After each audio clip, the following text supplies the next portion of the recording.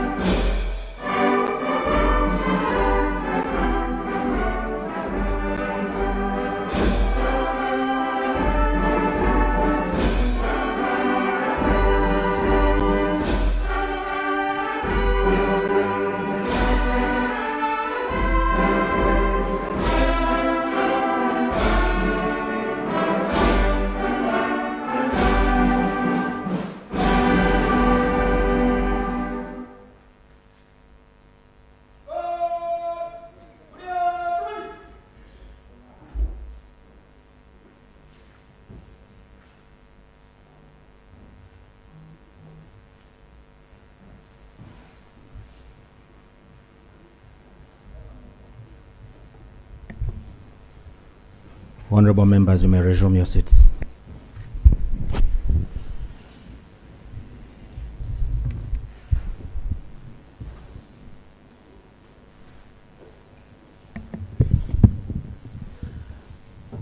Item 5 on the order paper, motion for a resolution of Parliament to pay tribute to the late Honorable Ssegirinya Mohammad, former Member of Parliament, Kawempe Division North.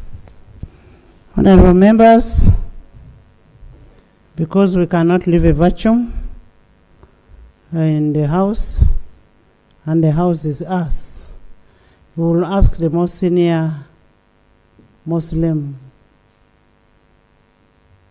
Honorable Katuntu, to move the motion.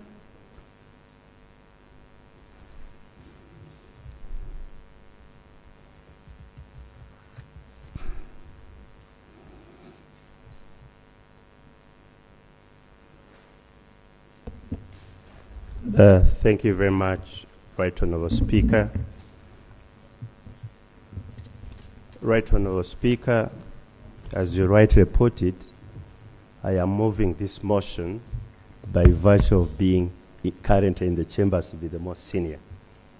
And I take it as an honor and a privilege. Right Honourable Speaker, this is a motion for a resolution of Parliament to pay tribute to the late Honourable Mohammad Ssegirinya, Member of Parliament, Kawempe Division North Constituency, Kampala City, for his dedicated service to the Republic of Uganda. Whereas Parliament has with deep sorrow lamented the death of Honorable Mohammad Ssegirinya, Member of Parliament for Kawempe Division North Constituency, Kampala City, which occurred on the 9th of January 2025 at Rubaga Hospital in Kampala. Recognizing that the Honorable Ssegirinya Mohammad lived an industrious life and thorough hard work, dedicated and perseverance, rose from humble beginnings to become a Member of Parliament. Further, recognizing that the Honorable Ssegirinya served in various capacities, including being Member of Parliament representing Kawempe Division North Constituency, Kampala City, to the time of his demise, Lord Councillor representing Kawempe North at State Hall in Kampala Capital City Authority from 2016 to 2021, International Coordinator of Love Uganda Foundation from 2016 to the time of his demise, and Director of Hope Children's Primary School from 2014 to the time of his demise. Appreciating that the Honorable Ssegirinya was deeply passionate about community mobilization, journalism, food security, especially in his constituency, as exemplified through his passionate advocacy for various causes, including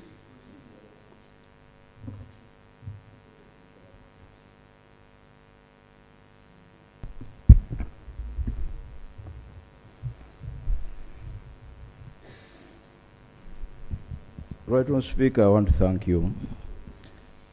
I have been consulting with the LOP here over the issue of the order paper.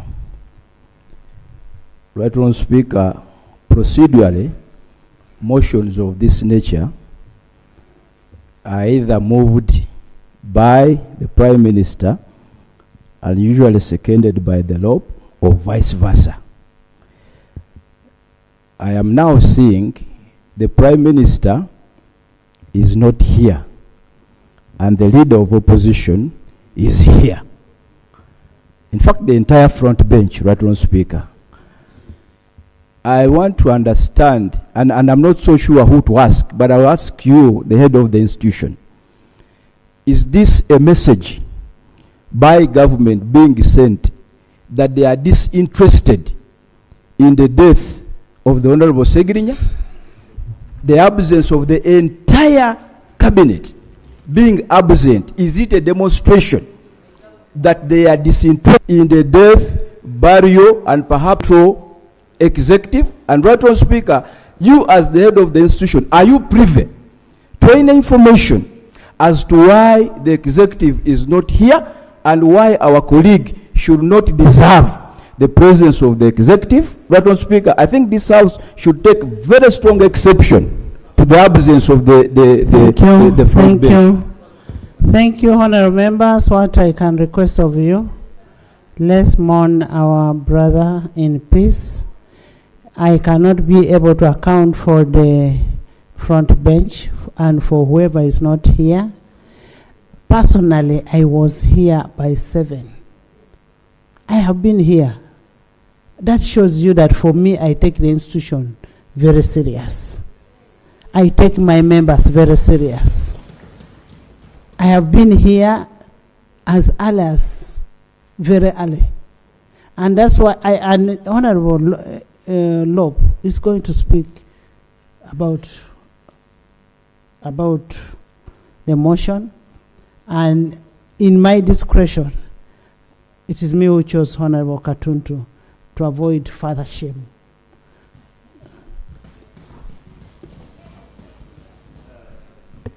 Thank you very much, Right Honorable Speaker.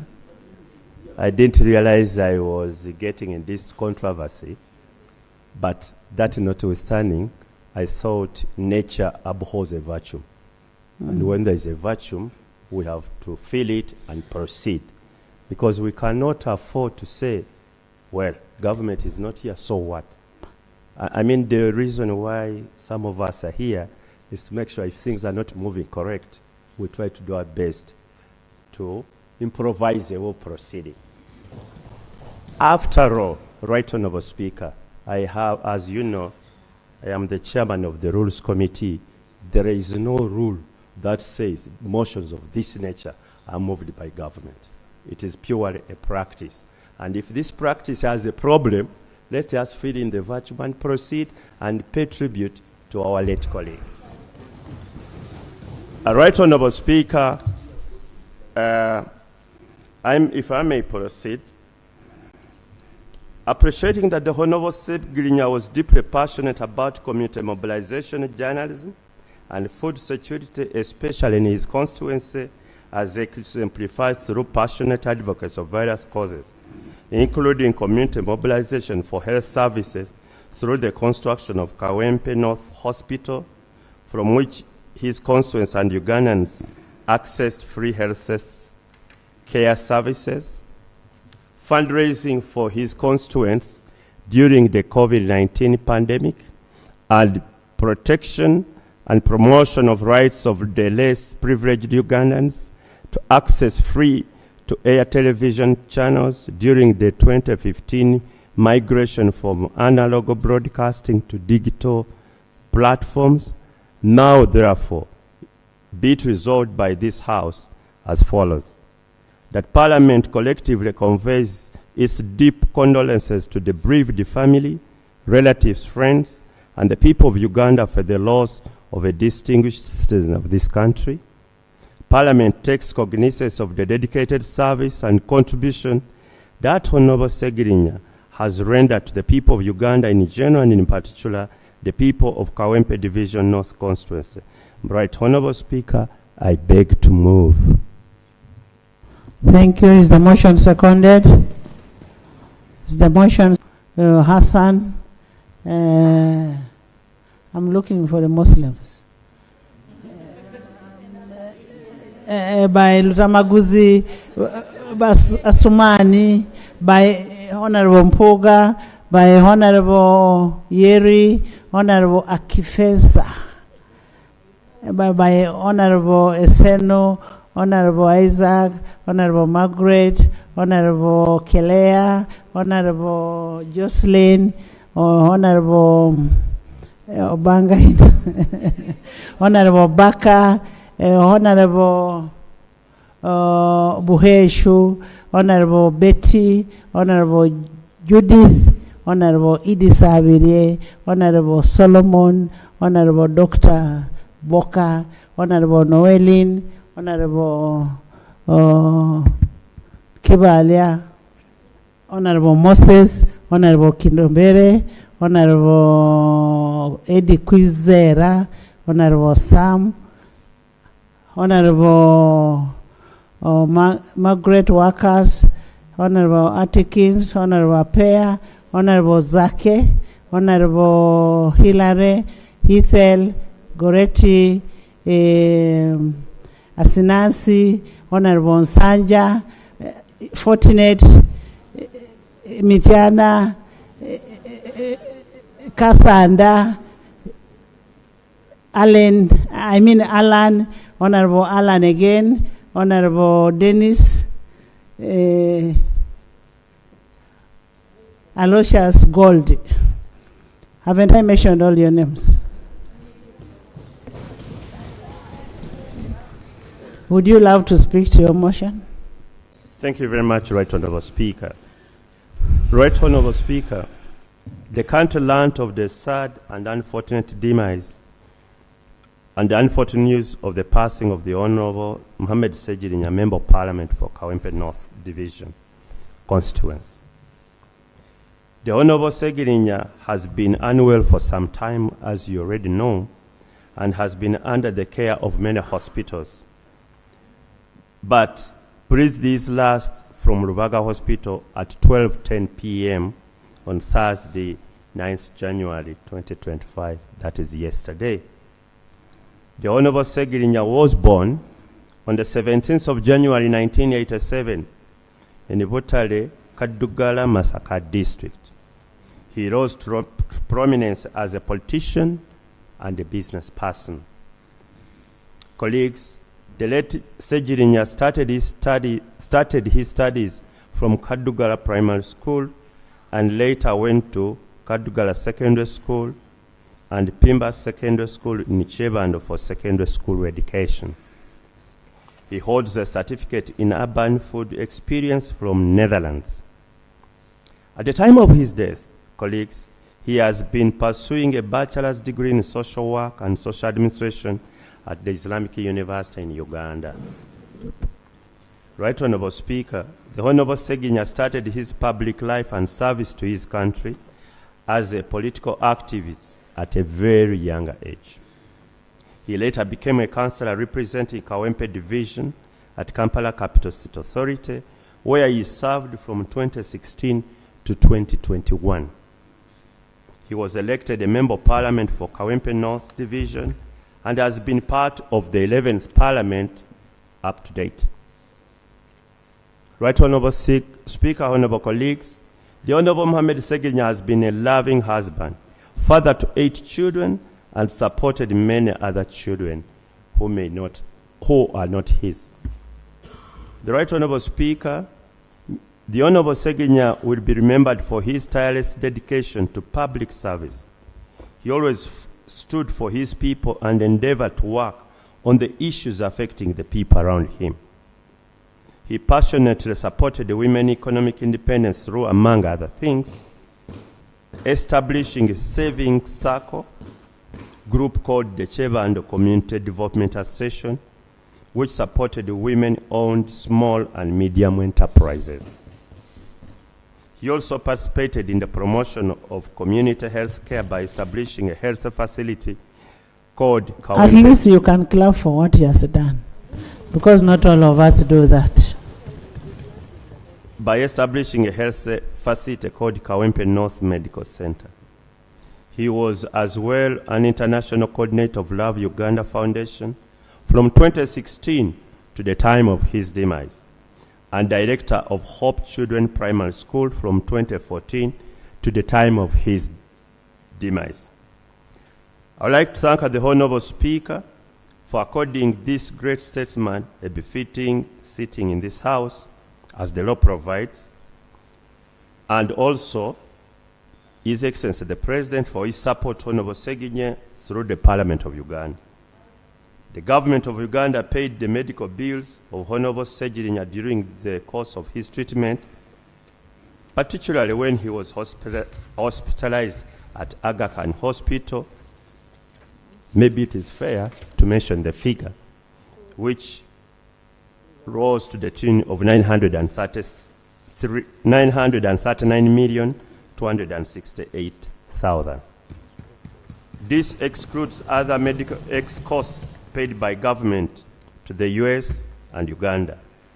Government wishes to extend its profound sympathies to the family, the people of Kawempe North, and the people of Uganda. Given the nature that I was trying to fill the vacuum, I'll say something outside this official statement. Colleagues, Honorable Ssegirinya is a reflection that in this country you can rise from obscurity to significance.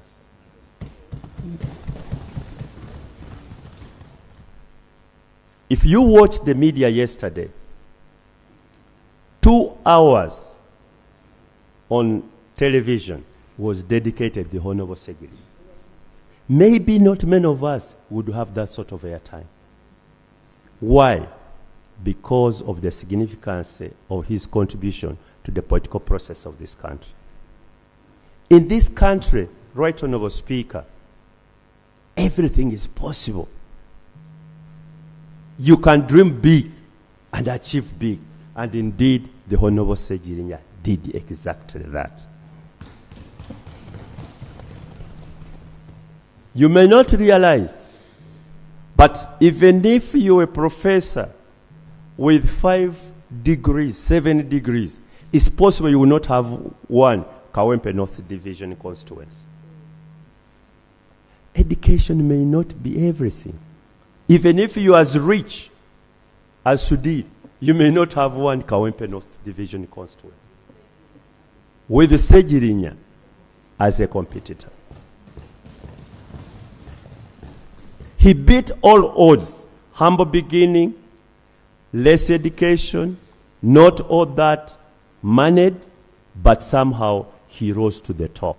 He dreamed big and he achieved big. Right Honorable Speaker, there are lessons to learn. And you don't have to know it better than those who are even educated, more educated than him. Muhammad, rest in peace. I thank you, Right Honorable Speaker. Thank you, Honorable Haji Katonto.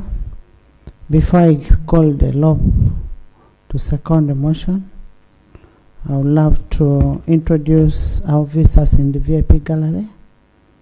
We have in the VIP gallery this morning, we have a delegation from the National Unity Platform leadership comprising of Mr. Rubongoya, David Lewis. You're most welcome. Thank you for coming. He's the Secretary General of NOP. We have Mr. Nyansi Fred Sentamu, Head of Mobilization Chairman. Chairman, you're most welcome. We have Honorable Nabatas Farida, Head of Mobilization Central. You're most welcome. Thank you so much for coming. They are here to watch the proceedings of this special sitting. And remember, by midday, we should have finished because the body will be going to the mosque. We also have, in the VIP gallery, we have members of the family. We have the mother, Madam Nakajumba Justin, Mama. That is the mother. Thank you so much for coming. Bukenya Joseph, the brother. That is the uncle. The uncle to late Ssegirinya. We have Mr. Kasanga Bosco Mawada. That is the brother, cousin. We have Mr. Walugembe Robert, a brother to Honorable Ssegirinya. We have Nachuwewa Maria, is a sister. Most welcome. We have Namaganda Viola, a sister. We have Nabayunga Oliver. Nabayunga Oliver, sister. We have Ndiba Rita, sister. We have Naiga Ruth, sister. We have Shifra Nagrinya, a daughter. We have Bukenya Ivan, the son. We have Namaganda Sadia, daughter. We have Nabugala Aliyah, daughter. We have Nabu Shamim, daughter. We have Ssegirinya Aliyah, daughter. We have Ssegirinya Ibra, son. We will continue introducing them as I get updates. Honorable Lob.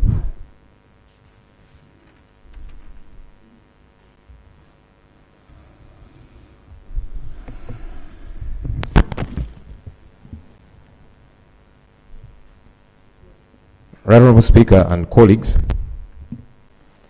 I rise to second the motion to pay tribute to our colleague, the Honorable Mohammad Ssegirinya. And perhaps before I do that, I also wish to express my disappointment. The Deputy Prime Minister has just walked in. Before that, there was no one on the front bench. Honorable Speaker, yesterday, I reached out to you intending to move this motion, given that Honorable Ssegirinya was one of us. The guidance I got was practice normally is the Prime Minister moves the motion and the Lob seconds, something that I was very comfortable with. In fact, I was glad that the motion would be moved by somebody from the government side. It was bothersome that this morning there was no one from government to move the motion. That's very disappointing. I want to appreciate colleagues from the NRM who are here. Honorable Ssegirinya was an opposition member, but you're here, as we normally do. We have lost several MPs in this 11th Parliament. May God help us, by the way. May God help us. But we are normally united in these times. Majority of those who have died belong to the opposition, I mean the NRM, but we are always here, even as the opposition, in solidarity of colleagues. We quarrel and argue about so many things because we don't agree politically and so on. But then we are colleagues. And in death, that's why we normally are united. So, Madam Deputy Prime Minister, please convey my utmost disappointment in the Prime Minister and your colleagues. Right, Honorable Speaker. At least appreciate the Speaker was here early. The Speaker is neutral and doesn't debate. That's why I've not involved the Speaker in my disappointment. I wanted it to settle where it should. Honorable Prime Minister, that's a very serious message. And I really want you to relay that message. Because when we're in this house, we are one. Please. All right, Honorable Speaker and colleagues, as I said, I am seconding the motion to pay tribute to our fallen comrade, the Honorable Mohammad Ssegirinya, Member of Parliament for Kawempe North constituency, who passed on after a very long battle with illness. On behalf of the opposition in Parliament and on my own behalf, I wish to extend commiserations to the family of the Honorable Ssegirinya, the people of Kawempe North constituency, the National Unity Platform, party he belonged to and loved, and indeed, the entire country on the demise of the Honorable Mohammad Ssegirinya. Honorable Speaker, death is a painful aspect of life, regardless of the age at which one passes on. However, losing a youthful legislator at 37 years of age, who had huge dreams and aspirations, is so tragic. Honorable Mohammad Ssegirinya grew up in a humble family, as we all know, as he had always talked about, and faced various challenges that shaped his life. Despite limited resources, he prioritized education and engaged in community activities. Honorable Ssegirinya was still studying at the time of his death. Some of us think when we get to Parliament, we have arrived. But he said, I'll keep adding knowledge. That's how hungry he was for knowledge. His experiences deepened his understanding of issues affecting ordinary Ugandans, fueling his passion for activism and advocacy for a better country. Honorable Ssegirinya's journey from grassroots involvement to national recognition showcases his resilience and ability to connect with diverse people, earning him respect in Uganda's political landscape. Honorable Ssegirinya first gained public attention through his participation in Kampala-based radio talk shows. His frequent spirited calls to these shows earned him recognition as Ssegirinya Eddobozi ly'Ekyebando, translating to Ssegirinya, the voice of Kyebando. During these radio engagements, he would refer to himself as MP2B. Each time he would call, he would say, Ssegirinya Mohammad, Eddobozi ly'Ekyebando, MP2B. And this was in the early 2000s, over 15 years before he would eventually become a legislator. This speaks of the fact that when one is resilient and steadfast, it is possible to achieve one's aspirations. When one is resilient and steadfast, it's possible for one to achieve their aspirations. In 2016, he was elected as the Lord Councillor for Kawempe North in Kampala Capital City Authority. He used this position and platform to advocate for social justice and community development.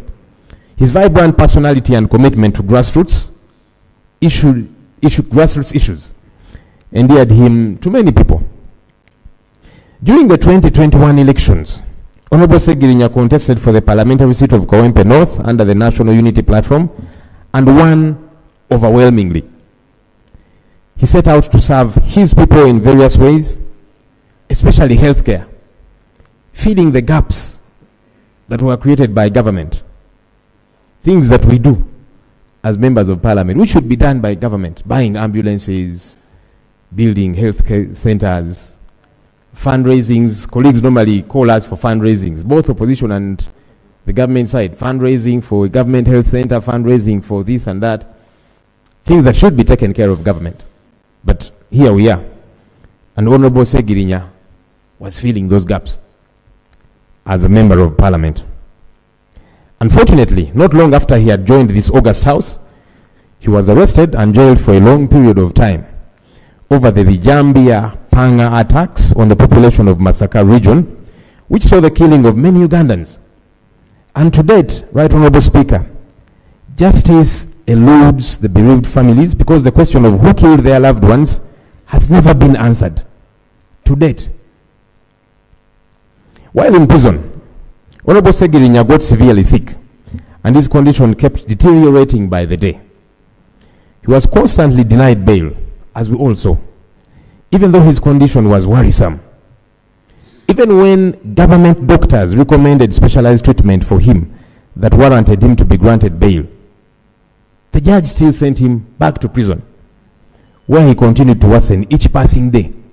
His lawyers made a plea and produced before court medical records signed by government doctors saying this man should be released on bail to go and get specialized treatment. The judge said, no, go back to jail. After a while, Honorable Ssegirinya was granted bail only for him to be abducted outside Kigo prison by gun-wielding men in plain clothes, in total violation of our country's laws. This disregard for the rule of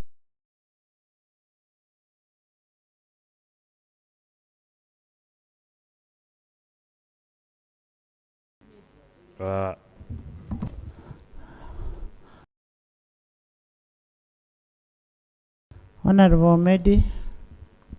A'udhu billahi minash shaitanir rajim. Bismillahir rahmanir rahim. In the name of Allah, most gracious, most merciful. Praise be to Allah, the Lord of the world, most gracious, most merciful. It is He, the Almighty Allah, who has been explicit in Surah Al-Mulk, the surah that glorifies His might. And it says, and I will translate, Tabarakalladhi biyadihi al-mulk wa huwa ala kulli shay'in qadir. Alladhi halaka al-maut wal hayat لِيَبَلُوَكُمْ أَيُّكُمْ أَحْسَنُ عَمَلًا وَهُوَ الْعَزِيزُ الْغَفُورُ. That blessed be to the one Almighty Allah, in whose hands rests all the authority, and He who is most capable. And that it's He, Allah, who has created life and death, that all humanity shall endure, and He says shall endure, in order to serve as a test to all of us. In many different surahs or chapters of the Quran, Allah has been explicit as He spoke about the journey that we are all going to take. And He says clearly, death is inevitable to all that are there. It's not a law, because laws we can sit here and amend anytime. But death is a must that no human being shall evade. And Allah says that we shall test you with fear, hunger, loss of wealth, and loss of life. Therefore, death is a test, for which test shall only be passed by those who leave behind in perseverance, and those that retain patience and do good things. Every passing on of a comrade or of an individual is a testimony to those that stay behind, that what shall be spoken about you. Honorable Ssegirinya, today you're the topic. Ya Muhammad Rabban. When I knew you as a young man, you are called Richard, and you stepped forward and told us that I've seen the light and I would like to join Islam. And he gave the Shahada, and he said, indeed, I believe there is one God, that is Allah, and I bear witness that Prophet Muhammad is his messenger. And he was welcomed with pure hands. This pure soul lying here today did not turn back. But he did one noble thing. He did not break his umbilical cord from his relatives. Because keeping blood relations, even when you change religion, is a sign of worship in Islam. And even when you convert and you turn your back against the people that fed you, the people that raised you, is a sin in Islam. He did not break that tie with his mother, with his uncles, with his brothers, and neither did he do so with his children. Therefore, he lived by actions, trying to induce others to join the path that he joined, but he did not coerce them to see the light. In all he said, as I saw him as a young man, he was a radio caller. You know these callback people on the radio. And he used to say, Honorable, one time I would like to be a member of parliament. And I told him, Honorable Ssegirinya, it takes steps. He said, I'll jump all those steps. So he tried first in 2011. I told him, you will not go through. And he'll bear witness when he stood against Honorable Latif Sebagal. Then he came back and he asked me what happened. I told him, you're fit to be a councillor. Then he said, in 2016, I'll vie to be a councillor. Now I'll follow you. I'll heed to your advice. Indeed, he heeded too. He went and contested and tried to seek the FDC party ticket, to no avail. He came back to me and jokingly he said, I have no ticket. I told him, it's not the ticket, it's the people. Go to the people. By then he wanted to get the symbol of the clock. He went there, it was not available. On the first nomination day, he came back and said, I don't have the clock. I told him, go and pick whatever symbol is there. He chose the table. Then he said, but I'm too short. People will think I'm a joker. I told him, use the table to your advantage. Fabricate a table, go to every trading center and stand on the table. And tell the people, when things go wrong, I'll stand on this table and you'll see me as high as possible, passing on your message.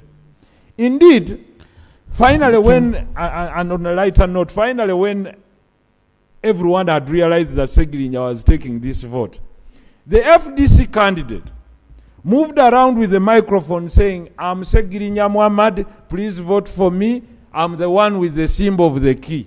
So Ssegirinya ran back to me and said, "There is something wrong. This person is saying he's Ssegirinya Mohammad, but vote for the key. You know the symbol of the key." So I told him, "Get a microphone and go back with the table everywhere and tell them it's me, Ssegirinya Mohammad, the one on the table." Indeed, he did so, and he came out to be victor as an independent for the first time. Having arrived at KCC, one of the lightweight stories, he contested to be speaker of KCC. He contested with the Honorable Kawaria here. And Ssegirinya Mohammad got 1 vote, which was his vote. Then he said, this world is really very fun. He only got 1 vote, which he was sure was his own vote. So history must register now that there was a courageous man who took a step and never thought failure was the end of life. Failing at times is one style of training us to be better. Finally, I would like to thank his party for having come out boldly to grant him the ticket to run as MP Kawempe North. He fairly deserved it. He went through a lot that we all knew, but let me talk about this, Right Honorable Speaker. The discretion of court in granting bail. I pray, and I would like to address this to all politicians. Please, let us not try to interfere with the works of courts of laws in using their discretionary principles in adjudication of court matters as regards matters of bail. Because bail is one of the rights, is one of the processes where people acquire a free and fair trial.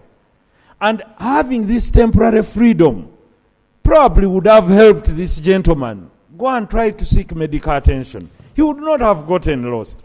But finally, we have him here. And it's us to talk about it here and then and then and that. I think we can do better. I know there are those that do crime, and courts will pass just to doing their work or being out, having temporary freedom. Therefore, finally, Right Honorable Speaker, from Allah we came, and from Allah we shall all return. Thank you. May Allah receive your soul and forgive you for whatsoever you did wrong, Honorable Ssegirinya, and grant you Jannat Firdaus. May peace be upon all of you. Thank you, Alan. Honorable Alan.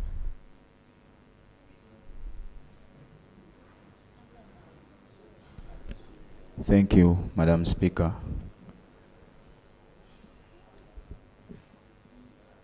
I thank Parliament for according that gentleman right there this tribute.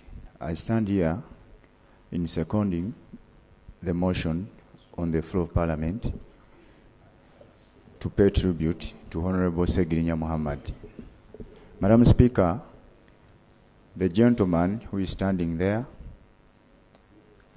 who is lying there, was my friend, at least in his later days of life, because we spent 2 years almost under incarceration. We talked together for all those days. We talked about so many things with him. Before the incarceration, I had not spent 20 minutes with Honorable Ssegirinya, apart from this politics of ours of the opposition, of sharing dreams together, of leading this country, and we would talk about it on radios and in rallies, political rallies. But when I sat with him for 2 years, I realized something, that the people had another picture of Honorable Ssegirinya, yet who was another person. The Honorable was seen to be doing things crafted like comedy, but he was very serious in nature in doing his things. He was a very intelligent man who could tell you things, and those things could happen. He was a genuine man who had that genuine love. For every person, he said that he loves him. He was an ardent supporter of change for this nation, not because he disliked those who lead this country in person, but their policies, because he grew up as a poor man in a poor family. He hardly spent 2 or 3 years with his father because his father died at a younger age and he was a soldier of this government. And that impacted so much on his brain, being fatherless and the father dying under unclear circumstances. He tried so much to come to Kampala through so many means, Madam Speaker, to fight for his dreams. But what disturbed him so much was about our incarceration, that after standing on the tables, after talking so much to see to it that he scores that goal he wanted so much, to be a member of parliament in this country, there came uncertainties and the fate fell on us. He said, in his own words, that what would I want after being a member of parliament? I am a poor man from a poor family. I'm going to earn close to 25 million, because for him he thought it was to be 25 million. I can now touch 5 million at once. Now what would I want next? But because I wanted to serve my people so well, there might be envy somewhere that I predict as a person. He was someone who would joke, Madam Speaker, as a person. He would crack jokes and we would laugh for almost 2 years. But again, I also put my voice on those members of parliament who have mentioned it clear, and the public at large, that the right to a fair hearing entails a right to bail. Everyone is innocent until proven guilty. And he wanted to seek for medical attention in Germany because he was coming from Germany for such, and he had been prepared for another day for treatment by a specialist who was coming from India to China, to Germany in some hospital. And that chance wasn't given to him because of denial of bail. Madam Speaker, I thank you for your support to this gentleman, especially during all those times we were under incarceration. But I again cry to this government that today Honorable Ssegirinya is lying there. Everyone knows that the government cannot go away from this, because the Honorable, if he had got that medical attention earlier, even government wouldn't have spent 900 million. It would be him to facilitate his own medication, and he would be alive today. But because of that and such politics that we have in this country, that is why that gentleman is lying there.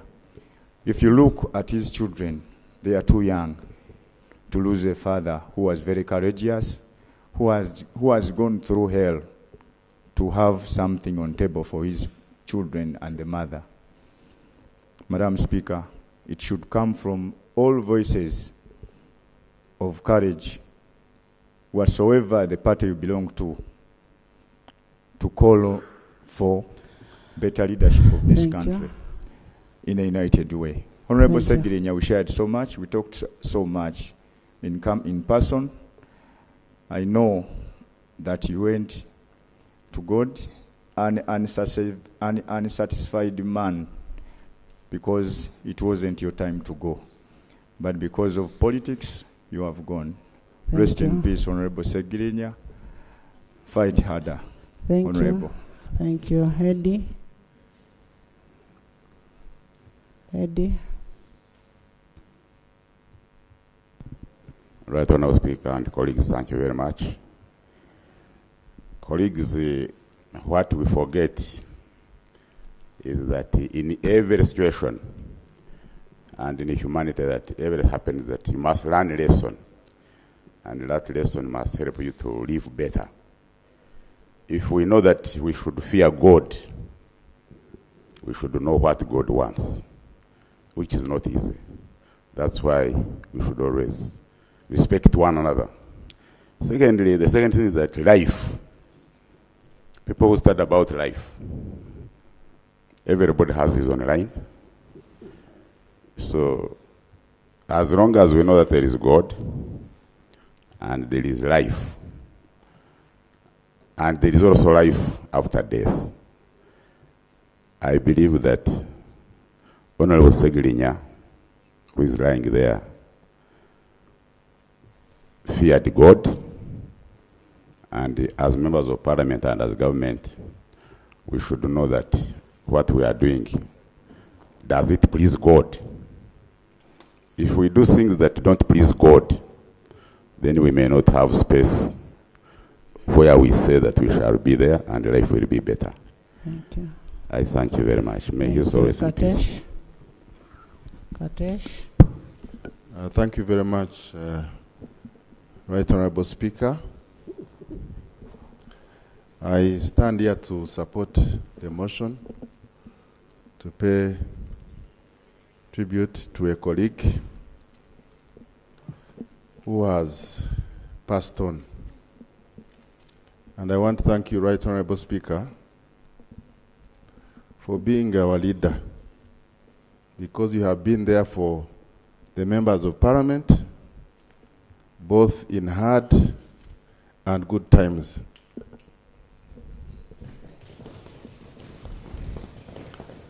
You have not abandoned your members.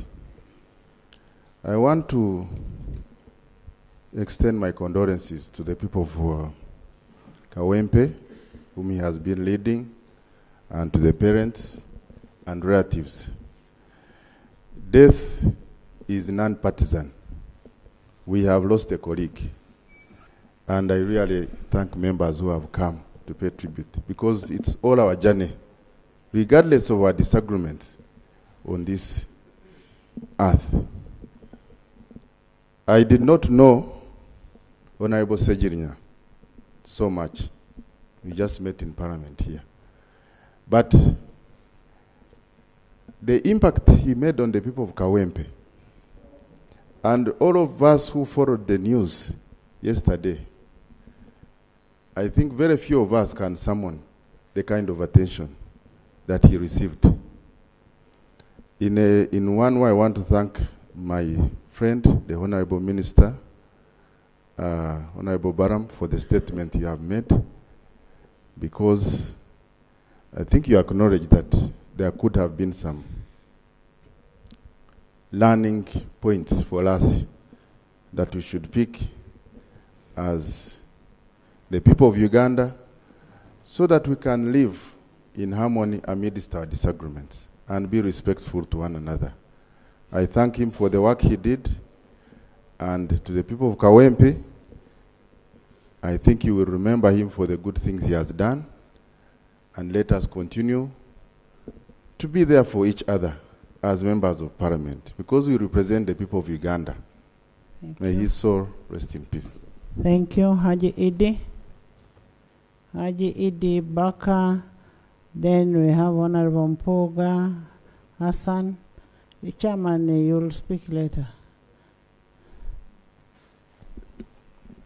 Thank you, Right Honorable Speaker. And honorable colleagues, I join the rest in supporting the motion that pays Let's have tribute 2 minutes. to our colleague, Honorable Ssegirinya. On behalf of the people of Bunya County South, behalf of the people of Soga, and on my own behalf, I rise to pay tribute to the distinguished servant of the people. But Honorable Speaker, personally, I did not spend a lot of time here with Honorable Ssegirinya I surely don't have a lot of history and speech to his people. Right Honorable Speaker, and today we are here paying tribute to what he did for his country. I want to say this on behalf of my people and to say, may his soul rest in eternal peace. Thank you. Inna lillahi wa inna ilaihi raji'un. Thank you. Thank you. Thank you, Madam Speaker. Madam Speaker, I rise to join you and the House and the country. The 2016, after he had become a councillor, I particularly remember all the instances whenever the Dr. Kizza Besigye would appear anywhere in the country, Honorable Ssegirinya would be right behind on any function, and that captured my attention. Not because I'm a supporter of Besigye, but I wondered, a young man who was passionate about supporting his party, to the extent that whether the function was in Uganda or outside Uganda, Ssegirinya would be there. We miss a young man who was very vibrant, full of dreams. He had a passion for his people, a love for his people that is unmatched. And the people of Kawempe have lost an icon. It is so sad that he has passed on very young. He had big dreams. But I want to thank the Honorable Katuntu for putting it very correctly and rightly, that in this country, if you dream, you can reach your dream. And that was the Honorable Ssegirinya, who dreamed big, and he reached Parliament as he dreamed. It is so sad that we have lost him. Finally, Madam Speaker, I want to thank you for your dedication to this House and to your members. We are so grateful that we have you, and we thank you for affording an opportunity. Switch on. I want to thank you finally for granting an opportunity and for convincing the family, because the Islams normally don't allow this. But you convinced, I think, the family to allow that the country pays this tribute to the Honorable Ssegirinya. We are so grateful that he has been brought here and he has been granted a tribute that he deserves. Thank you so much. May his soul rest in peace. One thing is, Honorable Ssegirinya was a very, very good fan of women. So can I first hear from Wopa? Then I come over. Wopa. Thank you very much, Right Honorable Speaker. My condolences to the family, the people of Kawempe, this Parliament, the people of Masaka, and Uganda as a whole. Right Honorable Speaker, Honorable Ssegirinya spent a very short time in this House. And yesterday, when I was watching NTV, it was more of a documentary, watching his works and the short time that he was actually in this House. I kept wondering, supposing Ssegirinya had not been in prison, what kind of person would he have been? What more would we have seen? That, well, what could he have done beyond what we have watched in just this short time? And it saddened me that the people who elected him did not actually see much of what he would have done for them. I actually want to applaud him and thank him for his dedication and support to the women. In putting up that health facility at Kawempe, he actually also ensured that every mother that gave birth at this facility went home with a box, a Segi box, a savings box with, I believe, some startup capital. That was support to a woman. I also want to thank him. Honorable members, clap for Segi on that. Who of you have done that? Even in putting up that, Right Honorable Speaker, he encouraged mothers to deliver at the health facility. And this was actually free of charge. That is actually maternal health. That is support to a mother. I also watched him on several occasions. Can I just conclude? Taking food to the vulnerable, and most of them were actually women. So I want to applaud him and thank him for that. And I want really to tell this parliament. We make laws. Can these laws be respected? Can these laws be implemented? Why should we see people being tortured? When we have the Anti-Torture Act, it's clear that there is torture, and this law must actually be implemented. Access to health care is a right that should not actually be denied. And Right Honorable Speaker, arresting people, can we plead? The police, people should be arrested, but with dignity. It hurts me to see people being thrown under those chairs, Madam Speaker, in pickups, under the chairs, irrespective of who you were. Today, as Philip Bongole Rutaya said, it is me. Tomorrow it is someone else. Let us stand up and defend the Constitution, but also point out some of these wrong things that are being done. The people who are torturing are not government, Right Honorable Speaker. These are individuals who must actually be held accountable. So with those few remarks, Right Honorable Speaker, Honorable rest in peace. Honorable members, all of us belong to government. So if you generalize that it is government, then it is you and me and everybody. These are individuals. You get it, eh? I want Honorable Mpuga, Honorable Hassan. There's somebody I want who was very close to say, Honorable Nsanja. Where is Honorable Nsanja? Yes. Don't worry, you're all going to speak. So, honorable members, if I was not sharing, maybe I would be the best person to give an account of update. Much obliged, Right Honorable Speaker.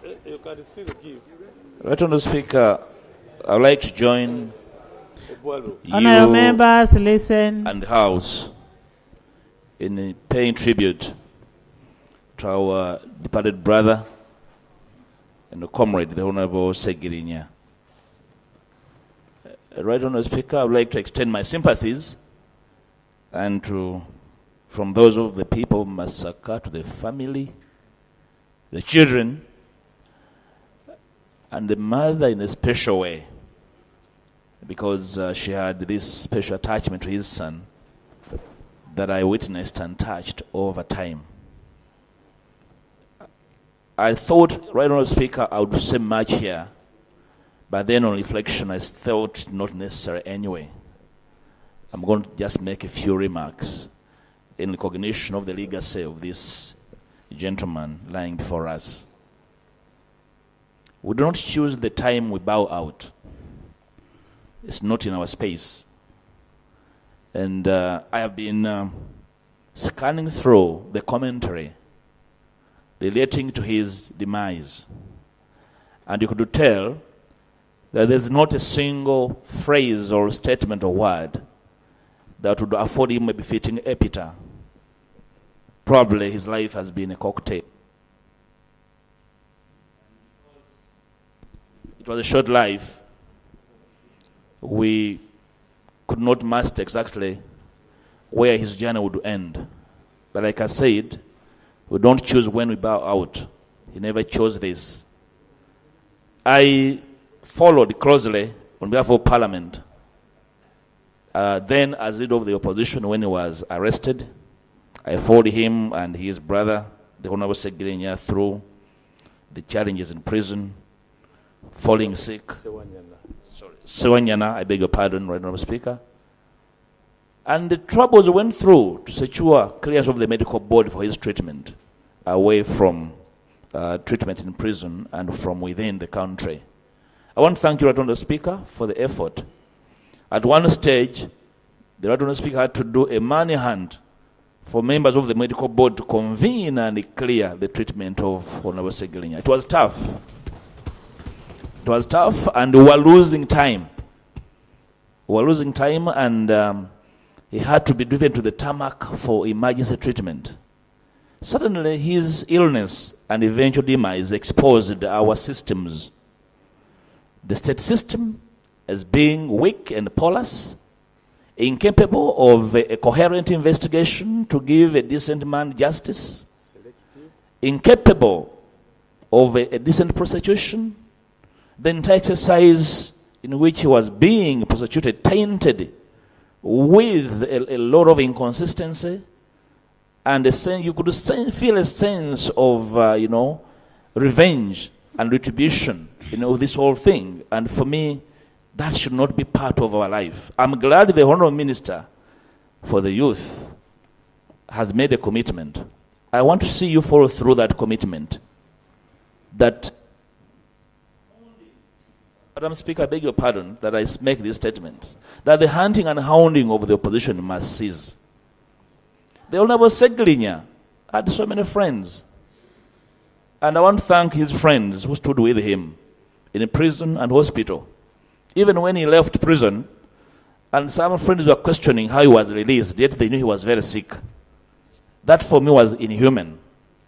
Secondly, to thank the medical team at Nsambya Hospital, Dr. Sechitoleko and team, Lubaga Hospital, Sister Dr. Grace Nanyondo and the team.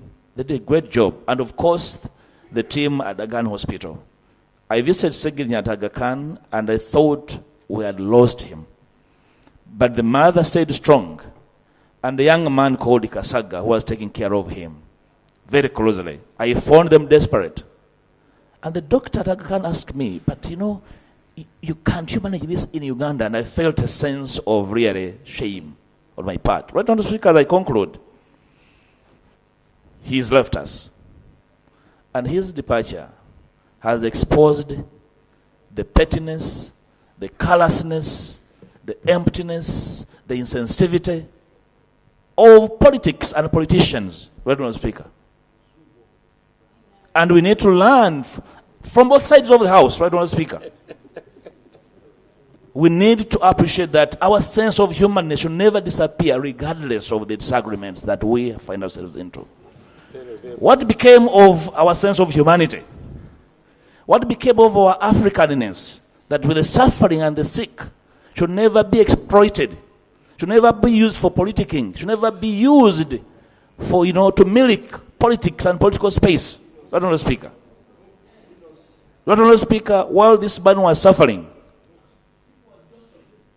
I'm concluding, we're jostling for his position in Kawempe. What happened to us as politicians? As I was ill in hospital, and I made sure all those who are supposed to know get to know. They never visited. They were plotting for his position in Kawempe. This is very callous of politicians. It must stop. We don't choose when we go. Our sense of sensitivity should never get away because one of us is suffering. We must feel for each other. And this I'm saying to both sides of the house. Not only speaker. To the Honorable Ssegirinya, you fought your battle. You did your bit humbly, with humility, with a little, in terms of exposition, in terms of capacity. We shall escort you not as a villain, but as a victor in these very small spaces in which we struggle to make a difference. Sleep well, my brother. Thank you, Honorable Hassan. Thank you. Thank you, Right Honorable Speaker. You'll all speak so long as you keep time. For this chance to eulogize 2 minutes for the loss of our gallant fighter, the Honorable Ssegirinya Mohammad. It's a big loss for Ugandans, for the family, and particularly to our party, the National Unity Platform. I condole with our party president, and we really appreciate his efforts in guiding sporting talent of this nature. It's a sad day in our politics, in our party. The government has spoken massively with their absence here. They never liked Ssegirinya when he was alive. And it was going to be surprising if they loved him in his death. Thank you, government, for being honest. Ssegirinya passed away fighting for a cause. And that cause is still here for us who are still surviving. He was an activist fighting for the well-being of his people, and the people of Kawempe North will be forever happy with the contribution of the Honorable Ssegirinya to that part of Uganda, and in Uganda in general. Thank you. Thank you, Right Honorable Thank you.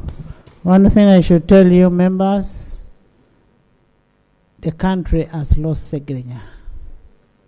The country has lost Ssegirinya. Yes, Hajat? Thank you so much, Right Honorable Speaker. Flavia. I join colleagues in paying tribute to our colleague.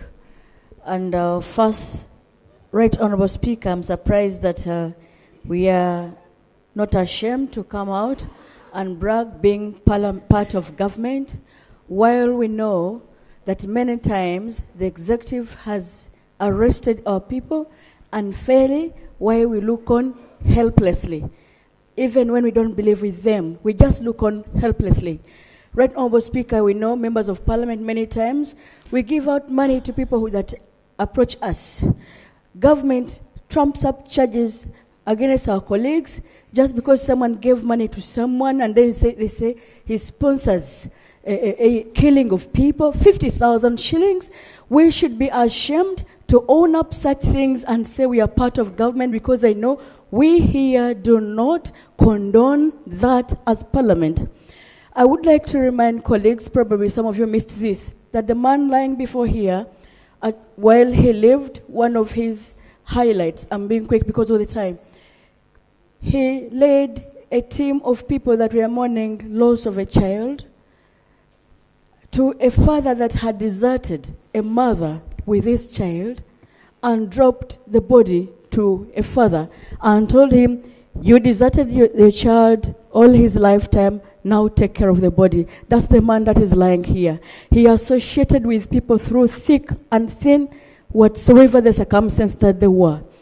Right Honorable Speaker, this parliament should disassociate itself from the ills and incarcerated him just to silence him. They knew he spoke so loudly outside, and they knew how dangerous he would have been if he had been left in parliament. He said we should not say that he's going to rest in peace. He willed we say that he should continue fighting hard. Comrade, fight hard. We shall fight on. We are not going to rest until we secure the victor's crown. Thank you. One of the friends of Honorable Ssegirinya, Honorable Sanja. I know why I'm saying a friend.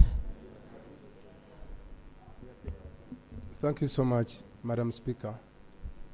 First of all, Madam Speaker, yesterday when we received the disheartening news, on the passing on of our colleague, the Honorable Ssegirinya Mohammad, it was very, very unfortunate and so sad.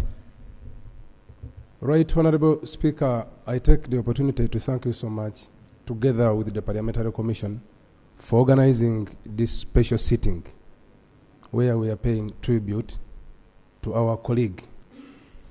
Colleagues, death is a fact of life, and when it has come, it has come.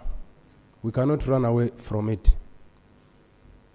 But I would want to take this opportunity, maybe because of time, first of all, to extend our heartfelt condolences and sympathies to the bereaved family, to the National Unity Platform, Kawempe North constituency, and also Parliament of Uganda upon the loss of our brother. Madam Speaker, allow me share with you two experiences in Honorable Ssegirinya life. The Honorable, right here, when he came to Parliament, he was surrounded by several petitions in regard to his academic qualifications. And I closely monitored the matter because I was a friend. I want to go on record thanking the office of the LOP, which was occupied. Switch on. I want to. And the Uganda caucus, where I am the general secretary, because indeed we did a lot in regard to keeping Ssegirinya as a member of parliament here, because then he was surrounded by so many petitions, as I said, in regard to his academic qualifications. But the experience I want to share with you people here is that Ssegirinya, and I want to allude to that fact, he was a bold and courageous person. When he was taken to court in regard to academic qualifications, I, for one, even when the matter related to academic qualification, I did not touch his academic documents. He kept giving excuses until a technicality came up. You remember he was served in Kitaria prisons. And the issue was whether or not service can be done through a prison's officer and not to the person themselves. So together with the lawyers, we confirmed and experienced a fact that it is unbelievable, because the issue was on academic ground, but we were moved from that ground to a technicality. That was his boldness. Because the ground was he lacked papers in regard to the requirement for his nomination. But I can tell you, honorable members, the Honorable Ssegirinya here you see was a bold man. Madam Speaker and honorable members, we lose a person who is very courageous to that extent. He has kept in Parliament here. The substantive matter of the petition was not handled, and the matter was decided on a technicality. This is the man lying here. All the grounds, particularly the one of academic, we did not even touch his senior 4, his senior 6, his academic documents. We didn't. He kept telling us, Honorable Sanja, the issue is not the academic ground, the papers. The issue is the technicality. I was in prison when these guys served me. They served the prison's officer and not Ssegirinya. You argue out that. Not papers, not qualifications. Be serious. The other area of experience, Madam Speaker, I would want to share with you, if time allows. When Honorable Ssegirinya got some relief, heresy relief from the hospital and was discharged, when he came out, he insisted and he kept telling us that he would stand in 2026. Some of us were worried and probably praying for him to finish the term, because the health challenges were really very big. But he kept insisting that he would stand and win. When we talked to the family members, they also tried convincing him, look at your health, not the constituents. But Ssegirinya was very bold and very courageous, to the extent that he was even thinking about the 2026 election. This is the man. But the last appeal I want to make to the family members here, because usually, and I'm always sincere with myself when I decide to, the people of Kawempe North have been very patient with Honorable Ssegirinya, and indeed he was very appreciative. They never demanded for his representation here, because almost all the time he was in hospital. They never petitioned for whatever reason. Usually in such circumstances, you would find the family sitting where there is a by-election. A family sitting to try and forge a way such that they get a member probably to take on the term and finish this term. For example, I would appeal to the family. I humbly appeal, just in case such a thing comes up. Let's be holy and give the people of Kawempe North, as well as Ugandans, to decide their fate on the representation. I thank you so much, Madam Speaker. Thank you. God bless. Honourable Member, thank you. We have a condolence message from the parliamentary circle. Enclosed is 1 million shillings from the parliamentary circle. I also have a condolence message from the Deputy Speaker of Parliament. Thank you. And then in the VIP gallery, we have the former Member of Parliament of Kawempe, Hali Haj Sebagala Latif, who was here with us in the 10th Parliament. Honorable Asumani, Seungu Asuman, Chairman Buganda Caucus.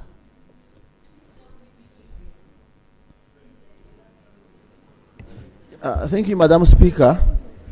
Madam Speaker, I'm also in support of the motion.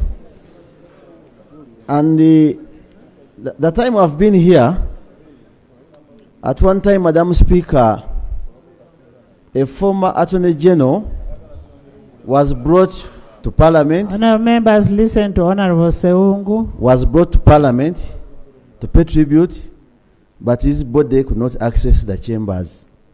I want to thank you very much for that courage you've put in to have Ssegirinya brought here. Motions of this nature, Madam Speaker, always when the leader of government business is moving a motion, normally he gives the cause of death. He will give you the medical history. For example, when you talk about Ssegirinya, what happened when he went to prison up the time he was bailed out.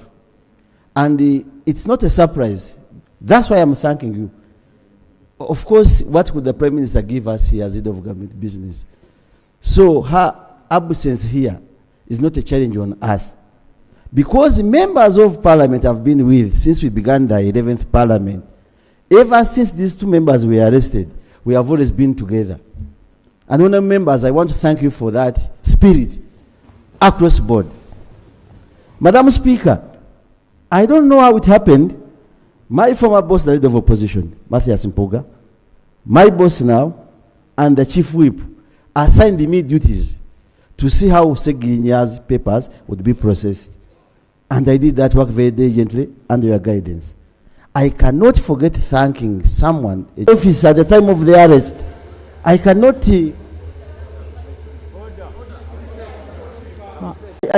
emphatically say what exactly happened when I came to you, but at least we did good work. I spent all the time, at least every week, I used to visit these people in prison. It was very painful. Ssegirinya was a friend. And the Honorable Ssegirinya Mohammad, I don't know where he is the one who made us learn Ssegirinya in the 9th Parliament. Whenever we were traveling out for sports, East African Games, Ssegirinya was moving with the Honorable Sereko. That's how I think he got interested in joining politics and others. Clerk, whoever is drilling anything must stop. The House is sitting. Lastly, Madam Speaker, honorable members,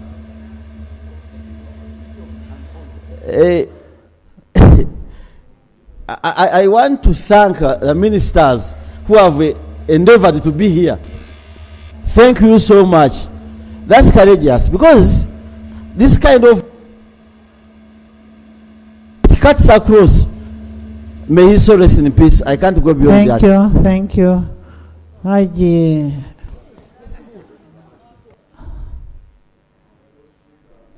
I want to thank you, and on behalf of the Muslim Parliamentary Caucus that I chair, I want to extend our deepest condolences to the family, and also to stand in support of the motion. Right Honourable Speaker, I will not claim to know Honourable Ssegirinya so much, but what I can confirm is that we've been together for the last 12 years. When the Honourable Ssegirinya reverted to Islam, he came to my law firm. I am the one who made the deed poll. That made sure he comes from Richard to Muhammad. When he undertook to join political activism, he knew he needed legal rescue. And for all the time, he said he has had troubles with police and the courts. Even before he came to Parliament with the Honorable Ssegirinya there, they were very good clients in our law firm.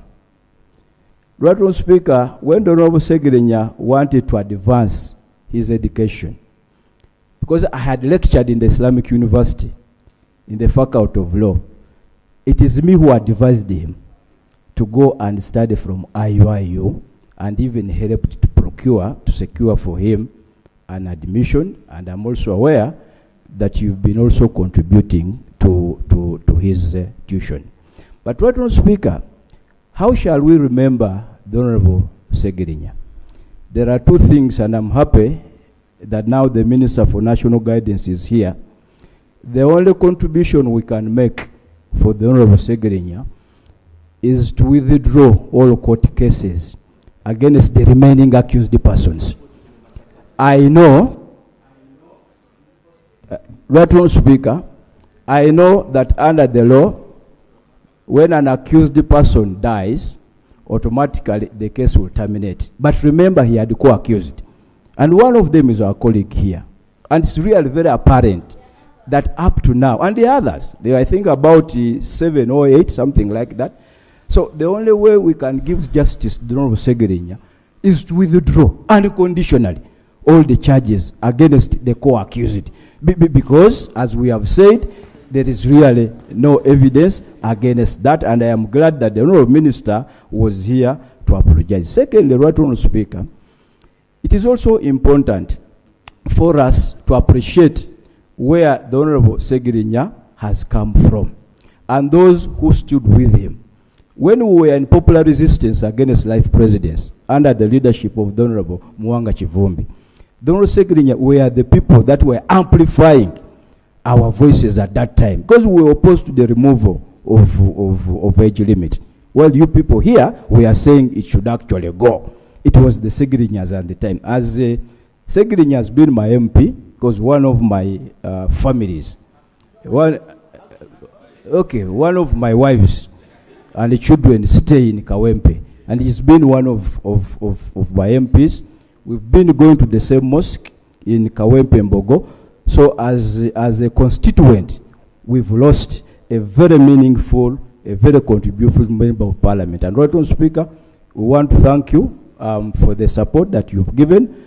I am aware of the dynamics that led to bringing this person, Honourable Ssegirinya, here, and we have had to compromise some of the Islamic principles, but I know you stood with the family, and we are really very grateful. And as we usually say, people, Speaker, inna lillahi wa inna ilayhi raji'un, from Allah we came and to him we return. But there is a history, right, Honourable Speaker. And that history, briefly, Allah says, وَبَشِّرُ صَابِرِينَ الَّذِينَ إِذَا صَابَتْهُمْ مُصِيبَةٌ قَالُوا إِنَّا لِلَّهِ وَإِنَّا إِلَيْهِ رَاجِعُونَ. Give glad tidings to those who, when they are before such a calamity, remember that from Allah we came and to him we return. So, and I thought as chairman of the Muslim caucus, I would dedicate on that aspect why it is so. I thank you, Right, Thank you. Thank you so much. Saba Christo.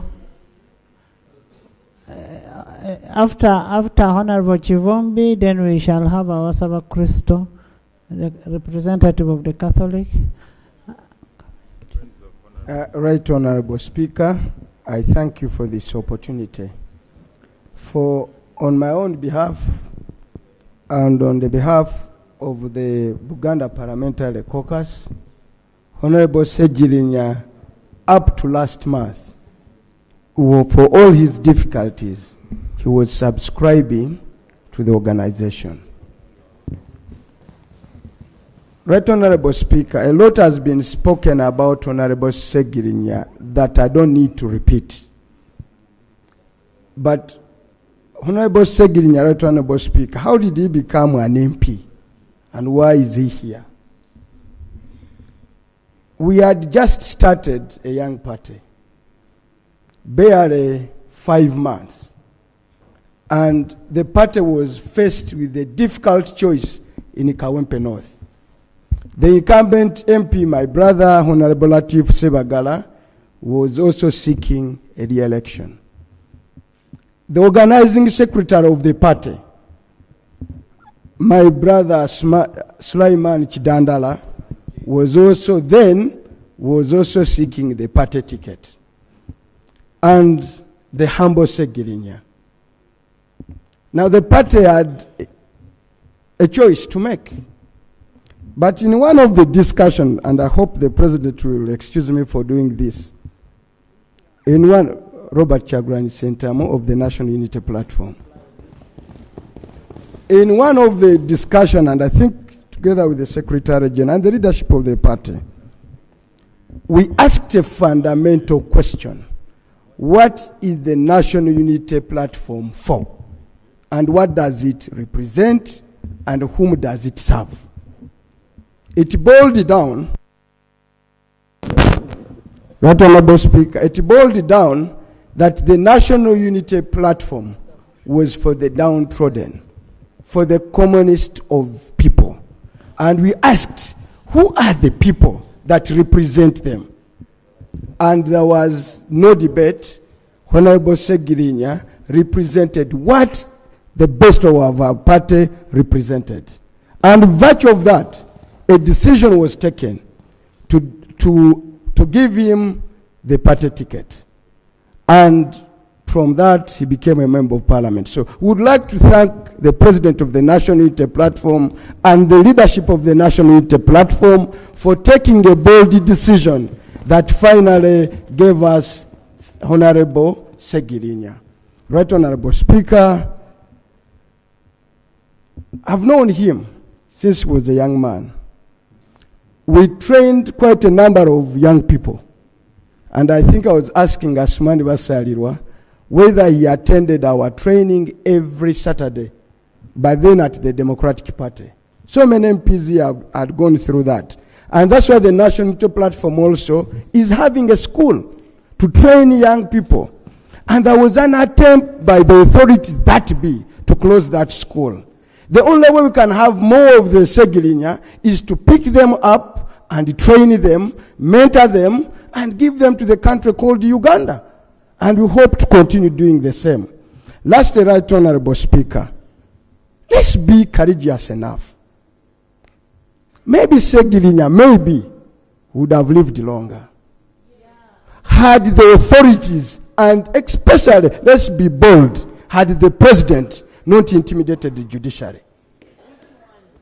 President Yoweri Kaguta Museveni, General, he brought judiciary to the extent that the judicial officers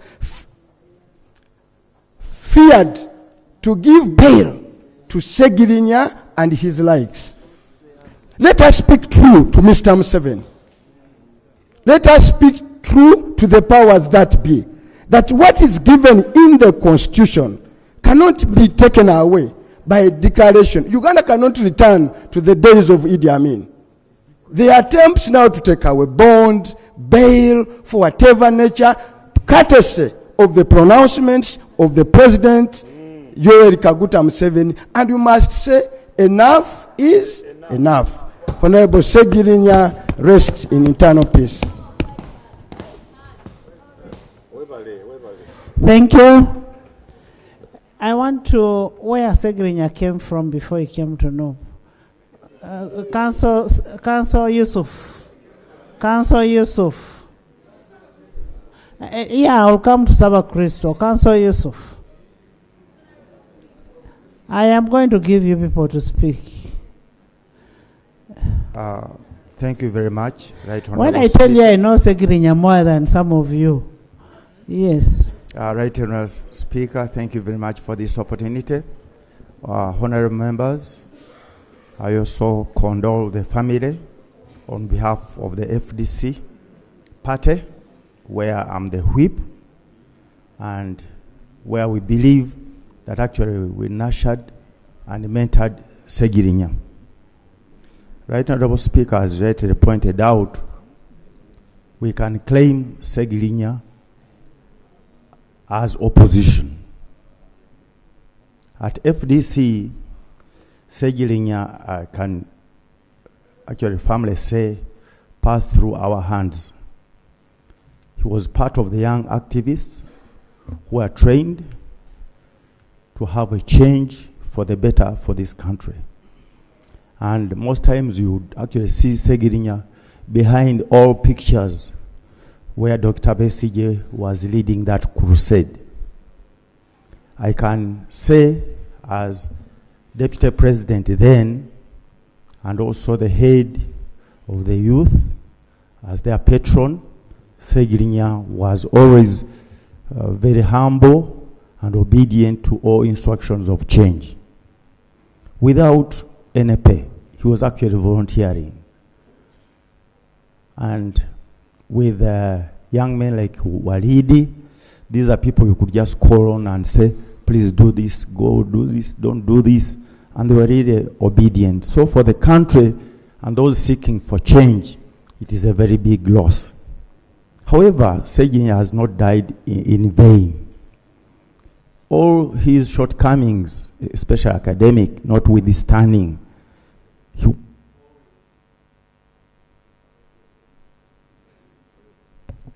was always available for the poor and needy.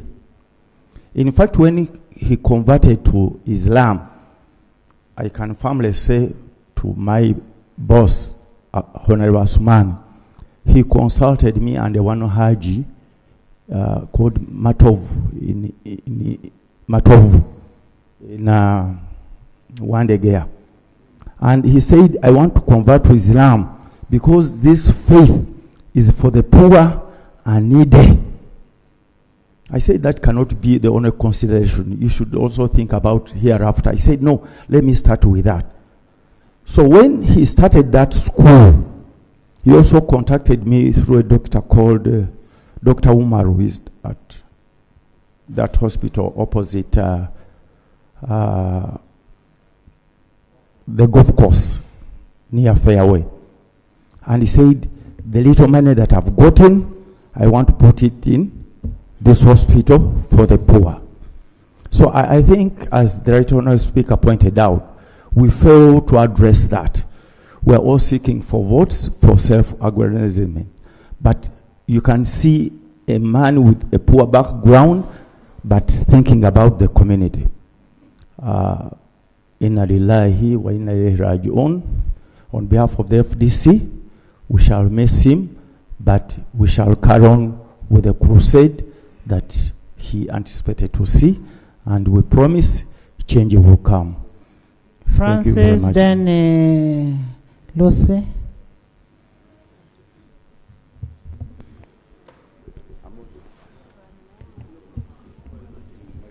Thank you, Right Honourable Speaker.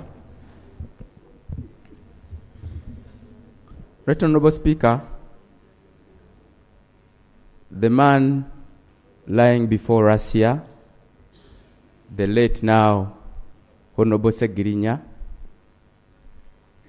it is indeed very painful to the country at large that we've lost such a darling of the people. Honourable Ssegirinya has been a very close friend, very close to me, because there are very many things we have in common. He's an activist, he has been one, and I have been one as well. And I am still one. And you're still one. Right Honourable Speaker, it's been unfortunate this morning that still government was unable to stand with Ssegirinya. Because we all believe and know during his political life, especially MPship, it has been persecution from still this government. But I need to beseech the government and still call upon the government that there is still time. You can stand with Honourable Ssegirinya in just two ways. First and foremost, to drop the charges, but most importantly, to bail out all the political prisoners in prisons in Uganda. I've always been, for the 2 years Honorable Ssegirinya and Honorable Ssewanyana spent in prison, I put down all my nice suits, just like one I put on today, and decided to wear free all political prisoners, written on all my clothes for those 2 years. I call upon government to free all political prisoners, but most importantly, to bail them out as they are being tried for us what we call the persecution. That is very simple. But most importantly, General Museveni can still do something very, very, very great to the people of Uganda for this reason. Because Ugandans believe Honorable Ssegirinya died because of Mr. Museveni intimidating the judiciary not to bail out Honorable Ssegirinya. Everyone believes that. So, let General Museveni at least this time give Ugandans the most important gift and not stand in 2026. I thank you. Thank you. Thank you so much. Honorable members, as we pay our tribute, one thing that we must not forget, that Honorable, just like even the Lord had said, Honorable Ssegirinya had his long illness. Let's not forget that. Maybe there was a lapse somewhere, but he had his long illness. Lucy, then Honorable Kawalia, then I come this side also.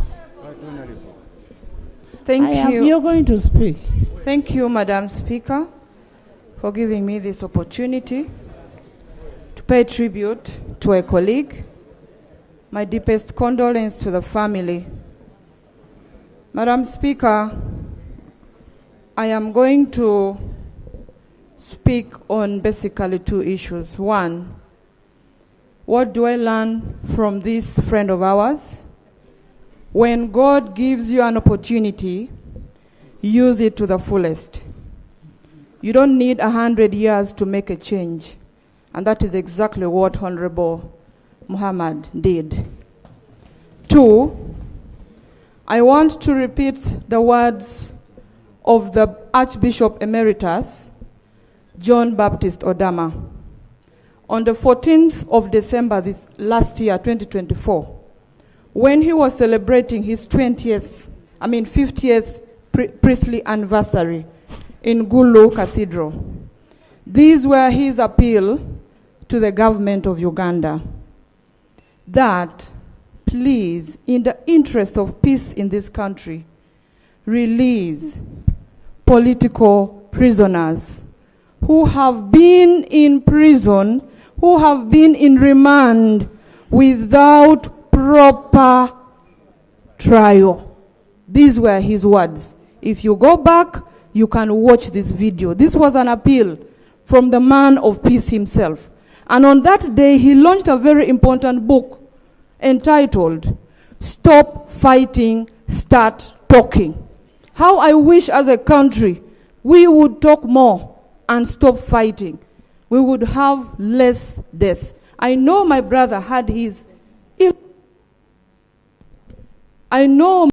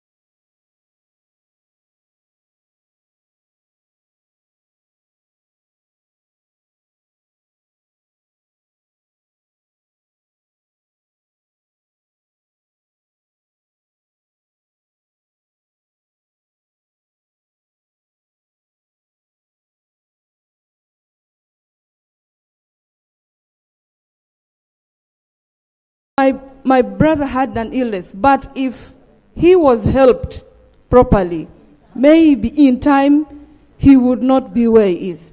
Personally, I visited Chitalia. I visited some of the political prisoners. I am telling you, if you're not strong-hearted, you will not stay there for long. None of us wants to be there. And I don't pray that any of us ends up there. And what you do for yourself, actually, we should practice what we call self-love. If you don't want it to be done to you, don't do it to somebody else. Thank you. As a Catholic, I am proud of my brother. Yes, he converted to Islam. But, Madam Speaker, I am reliably informed. But the whole family is Catholic. Yes, that's what I was coming to. He accepted that the rest of the family can maintain. And that is, for me, the spirit of ecumenism and harmony in the family. Thank you so much. May God bless you. And as a Catholic, I think Archangel Michael has just recruited an army man. Thank you so much. Thank you. Thank you so much. In the VIP gallery, we have Honorable Akol Rose Okulo, the member of the East African Legislative Assembly, and she's also my very good voter. Thank you. Honorable Kawalia. Thank you, Right Honorable Speaker. It is still your people speaking. Why don't you sit? I rise to pay tribute to our fallen comrade, whom I got to know in 2007 through activism. We used to share a lot, but again, I also got the opportunity to serve with him at City Hall. When we had just joined in 2016, he was a member of the Standing Committee of Physical Planning, which I was chairing at that time, but it was always fun. We joined KCCA when it had a lot of challenges, most especially when it came to trade order. There's a time when the former executive director of Kampala, then Jennifer Msisi, wanted to send off all the boys who were operating on the streets of Kampala when government had no plan to relocate them. We fought tirelessly with him. For those who remember, that is the period when he committed himself, also turned himself to be a market vendor. He had passion for the common man. No wonder God had to pay him. I want to thank the Almighty God who turned Honorable Ssegirinya from the lowest of the low. We used to share a lot, and we had so many issues in common. One of them is that we had both lost our dear fathers when we were still very young. His commitment to fight for freedom for this country was real. For those who think that Honorable Ssegirinya was a comedian, it is very wrong. He wanted to see a new Uganda. My message goes to government, because we all know what transpired. Honorable Ssegirinya went to prison so many times. He was not charged for theft. He wasn't charged for defilement, but he was always being charged for fighting for the common man.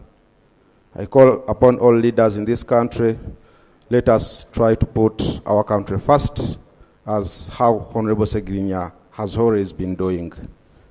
We are going to miss him, most especially as the people of Kampala. And lastly, Right Honorable Speaker, when we are contesting for KCCA speakership for the first time, I contested with him. But he never had any personal vendetta with me. We stayed friends, and I recall even after the elections, he approached me and told me, okay, you have challenged me, but again, I want to serve on your council. We trusted him with the chairperson of the Public Health Committee, and for those who remember him, he spent almost a month running all places of Kampala, celebrating on how he was being appointed as the chairperson of the Standing Thank Committee you. of Public Health. We are Thank going to you. miss you. May your soul rest in eternal peace. Honorable Thank you, Madam Nambose. Speaker.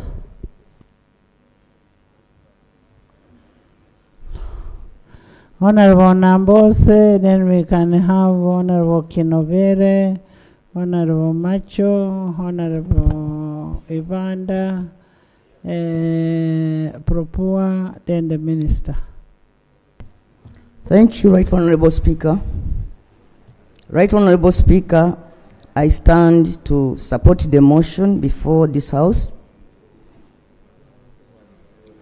And I want to appreciate you, Right Honorable Speaker, for appointing this day and time to give Parliament a moment to send off our brother with honor. Right Honorable Speaker, I stand here as one of the MPs who has been sick most of this term. And I want to thank you, Right Honorable Speaker, for standing with us and making sure that we get treatment both locally and internationally. Right Honorable Speaker, some people think that it is fun to travel for treatment, especially people outside there. As much as we sympathize with other Ugandans who cannot afford to go for specialized treatment outside the country, I want to tell colleagues that it is quite very difficult and very challenging to be seeking treatment outside one's country. In certain areas, you are greatly limited by the fact that not every other locality where you seek treatment that people understand the English.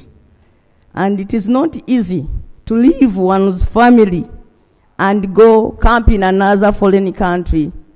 People end up mocking us, demonizing us, including colleagues, Right Honorable Speaker. That's why I want to thank you specifically for standing with us and just one more. Right Honorable Speaker, having said that, I want also to remind this House that we passed money to construct Lubowa Hospital. We had been told that that work would be completed in 2 years. It is now several years after, and Lubowa Hospital still remains a dream. There are so many other Ugandans who lack specialized treatment, but it is very difficult for one to go through the medical council to get the money, and even just the element of getting an airline that accepts to transport a sick person from Uganda. It is very, very difficult to get that airline to accept to take one when you are sick. Lastly, I want to request colleagues not to join the president in his quest to abolish bond, police bond, and bail.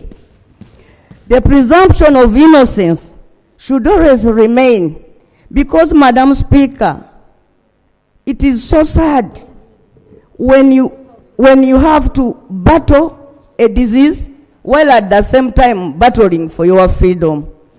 A whole medical doctor from the prisons gave Honorable Ssegirinya a recommendation that if this man is not let out of the prison, he will suffer consequences that will be fatal. It is so sad that even at one time these people were released and then kidnapped back to the prison. I think this is one moment where you people in government should stand up and say sorry. I understand Muslims, when they are going to be buried, they even call those people.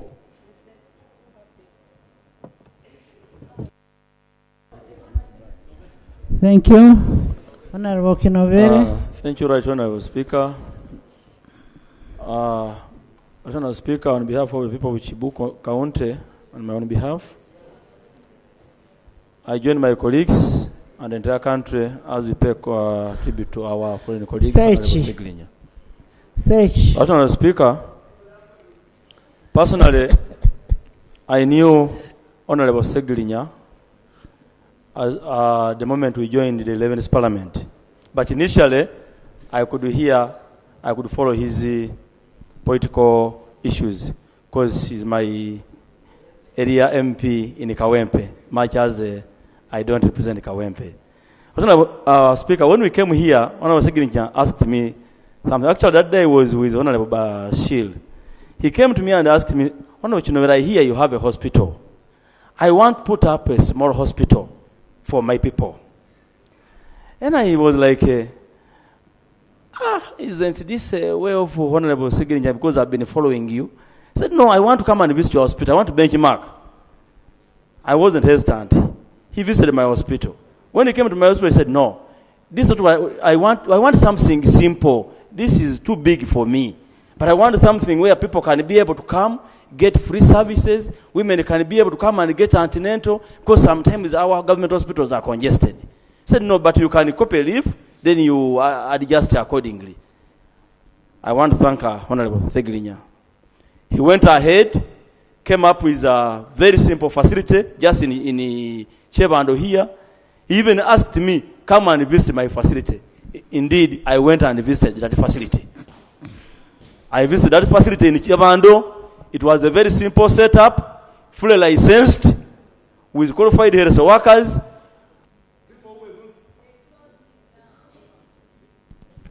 Just only 1 minute. People who were going to that facility, they were not only opposition, it was about service delivery. So I pray that however the technical person was managing that facility, we should not kill it, let it remain there to serve our people. Thank you. Sickness has no border. Honorable Speaker, we continue to pray that may his soul rest in eternal peace. Thank you, Macho. Thank you. Madam Speaker and my colleagues. We are going to reduce to 1 minute. Madam Speaker and colleagues, I'll speak in the Busia style.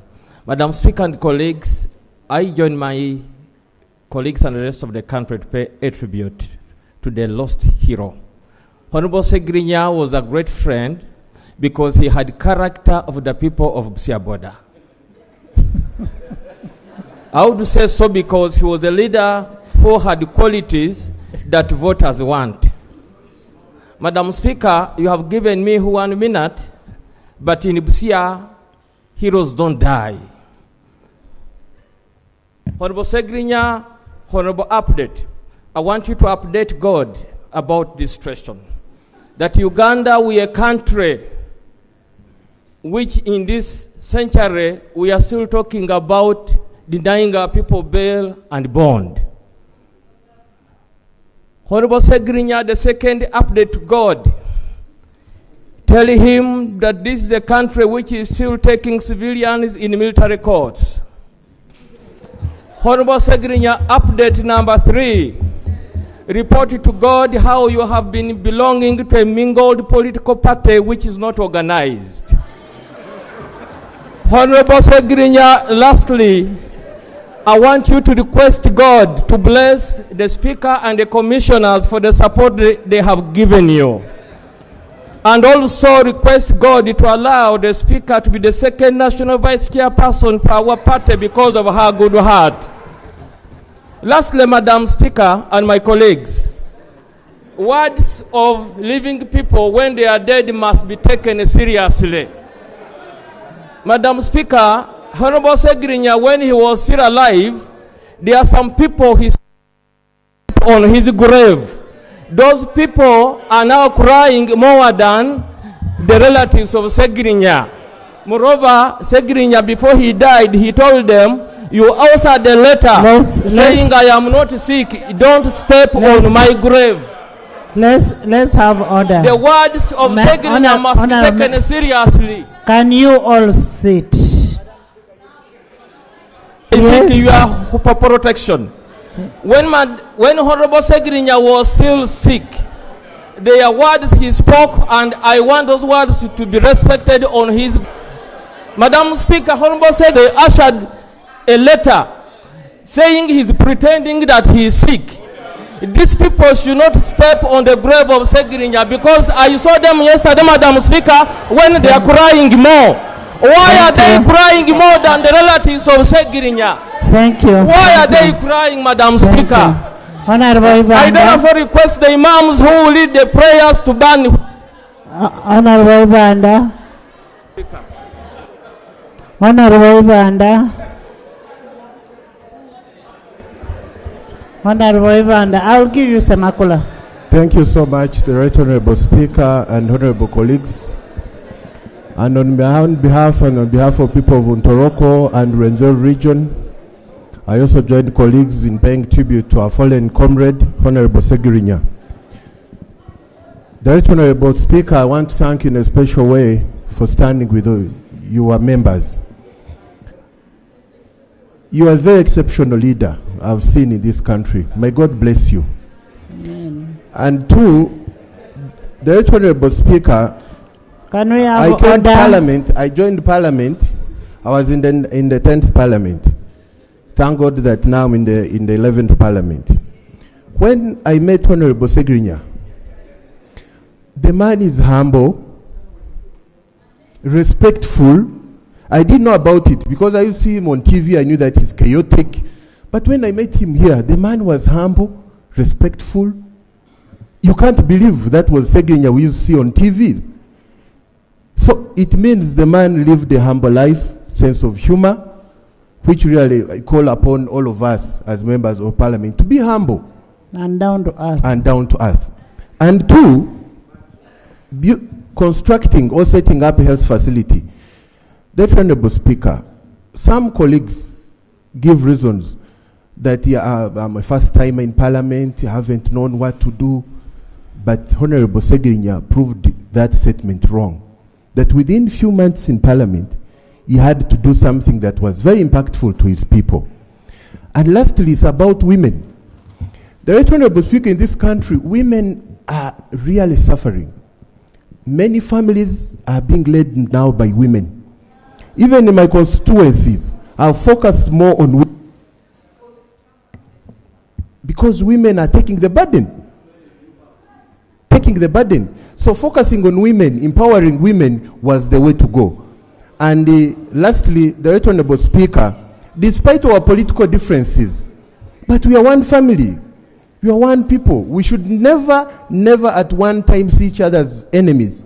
For me in this Parliament, even the opposition, we are brothers, we are sisters. Never at one time shall we look at each other as enemies, because we are Ugandans, we are leaders, we have one family Parliament. I wish my colleague, the comrade. Thank you.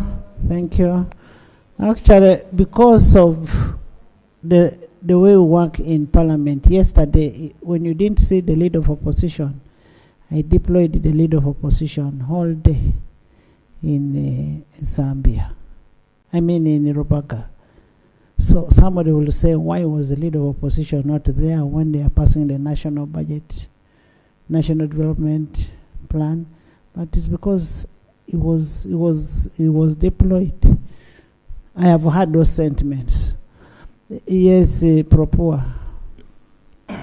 Thank you very much, Right Honorable Speaker. Right Honorable Speaker and honorable colleagues, as we send our condolences to the family, the party leaders of where Honorable Ssegirinya belonged. Propua is Honorable Tinka Simire Barnabas. We are here with a heavy heart about the death of our colleague, Honorable Ssegirinya. Honorable Ssegirinya, we met in Chevando, where I do some business, and he was consulting. I love your style of leadership as a member of Parliament, belonging to a party, and you are able to tell them the truth. And he said, I want to join you. I told him that you are most welcome, but you have to do ABCD. I told him you have to prepare yourself to actually be that member of Parliament who will not be compromised when you come in Parliament. And we agreed that he could start as a councillor at KCCA, get some money to support himself, such that when he is on the floor, when he joins Parliament, he's a bit decent, not rush for this money, you know, the money that I'm talking about, and such that you can survive that blackmail. I am very, very happy that what we discussed from my business place in Chebando is what exactly Honorable Ssegirinya did. He came to Parliament with a vision of, look, he belonged to the opposition, but he shared the vision that I share of looking at the ordinary person. And indeed, he demonstrated it even when he was in opposition.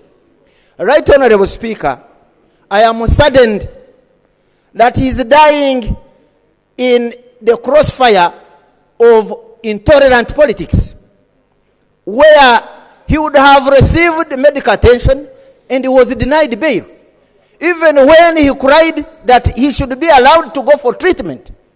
That's very, very sad. Even when we say he has not been killed, in law there is a principle, thin sick principle, where you must explain somebody who is weak when he disappears in your hands. And this is what has happened to Mohammad, and the community is asking us as government, could we not have done better? I know, Right Honorable Speaker, Parliament did their best, but you did it too late, because this man required that treatment at the right time. It was too much already on him that you were just now literally like wasting resources because the time had run out. I will pray going forward that government should be sensitive on the rights of people they have sent on remand. If they seek bail to go for treatment, they must know that bail is part of Article 28 Switch on. Of fair hearing. Because if I am in custody of police, I am on remand in prisons, it does not take away my right to defend myself. And it is during that bail time that I can prepare my defense. Now we have Dr. Kizza Besigye in prison. How many times is this government going to imprison Dr. Kizza Besigye? Have we not had enough of imprisoning Dr. Kizza Besigye? If he died in prison, what would we explain to this country? What would we explain to this country? Why can't we produce him in courts where it's supposed to be produced? There are several constitutional rulings, even to the Supreme Court level, requiring that civilians should be tried in military, in civil courts. Why is he still being tried in the military court? This type of torture to receive coffins of Ugandans is not the type of politics that I would want to practice when I'm a member of parliament of the ruling party. I want to engage and win an election, not by military institutions and coercion. Thank you, Aleper. May you rest in eternal peace. Ssegirinya.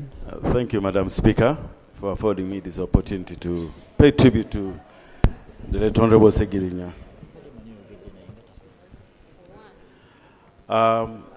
Many people have spoken about how they came to know him, and personally, the closest I came to know him is through the video excerpts I watched when we were migrating from analog. That's the time I saw someone passing his message. He didn't care whether the English was not fluent. He would pass the message and everyone would really pick it. And I think that's what we require. Sometimes we really feel we must package the information we want to pass in a specific way. But what matters is if the other side of the communication platform can get it. That's the closest I got to it. Everyone has spoken that actually the time he spent in Parliament was so short. But probably and most likely, he has done a lot more than most of us here for their constituency. He has really. You can saw the litany of achievements that have been narrated. And I think that's something that's so commendable that we should appreciate of him. But I want to say most importantly, we are here as representatives of the people,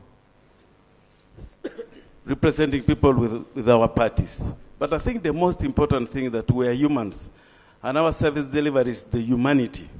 And I think Honorable Ssegirinya has done this. He has done service to humanity, given the short time. It is not the time that we spend in a place that matters. It's the best that we can do, which I think he has done. May his soul rest in peace. Thank you. Sechi, Uda, Bunyoro, Imam. Minister, you'll speak last. Thank you, Right Honorable Speaker.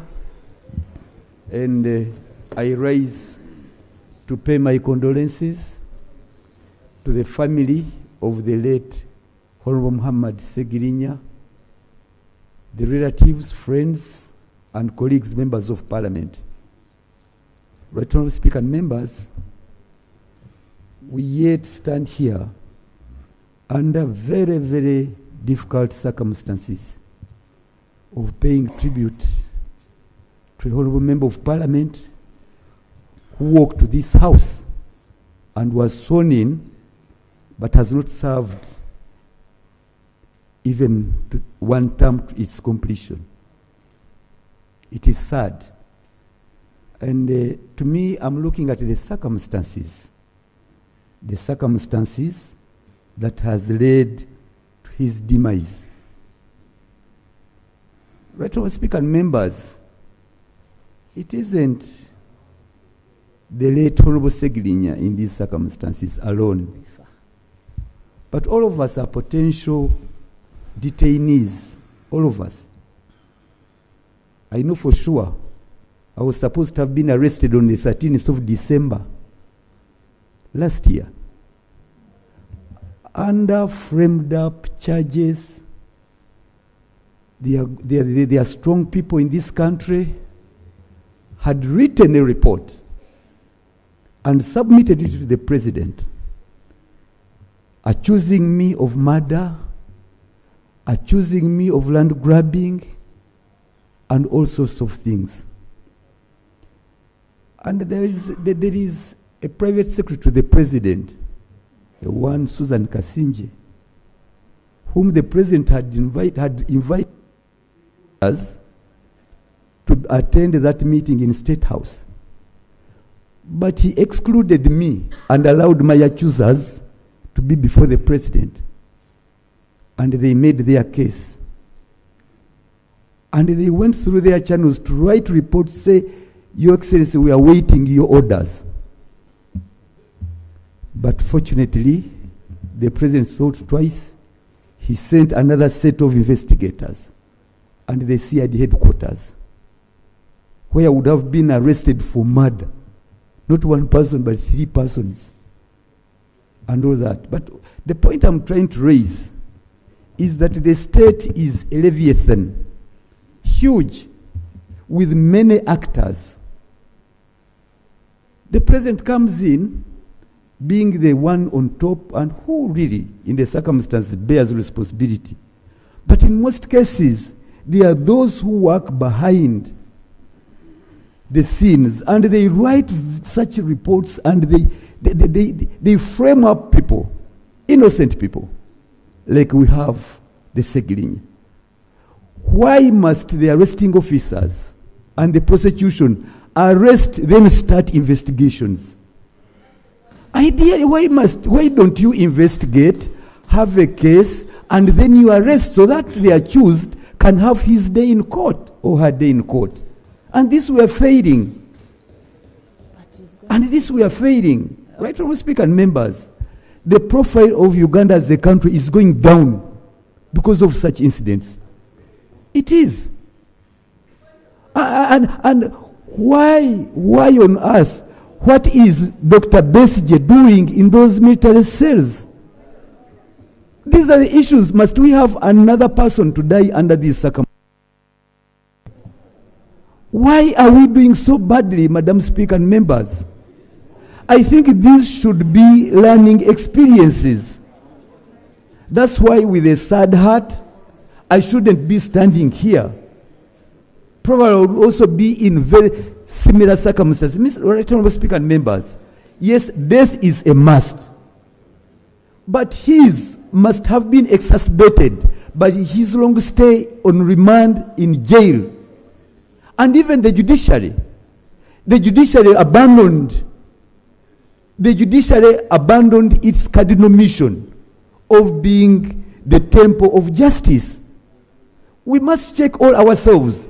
Those agencies within government who write and give fake reports and end up embarrassing the president, and then end up embarrassing government and embarrassing all of us. Because for the last 2 years, when they were in detention, why didn't the state adduce evidence and have them produced before courts of law? And also, I want to agree with Honorable Nambozi. This tinkering with the constitution on provisions that are critical to Ugandans. Why must you remove bail, yet you know the investigative machinery of the country is still nascent? It isn't solid. Why must you move against the bond in a country where the state institutions and apparatus are still fragile? So I think we need to take caution as members of parliament. We are not doing, internationally, we are not doing well. Our rating is going down, and now culminating into the abduction of Besigye. He's now being tried in Makindye. We can't find the way out. Looking at Dr. Besigye behind bars with his big eyes, you can't look at the photos again. It is a disgrace to this. Thank you. Thank you, honorable members. In the VIP gallery, we have Honorable Muyanja Senyonga. You're most welcome. Thank you for coming. We also have a condolence message to the family of the late Ssegirinya from the Parliamentary Pension Scheme, and enclosed is 2 million shillings. We'll pass on the document, and Honorable Aisha, you'll make sure that this money is delivered since you're a member of the pension. And then we also have a condolence message to the family of Honorable Diri Babadiri Margaret. Also enclosed is 2 million shillings. This money should be rerouted to the family. I had the Honorable Uda.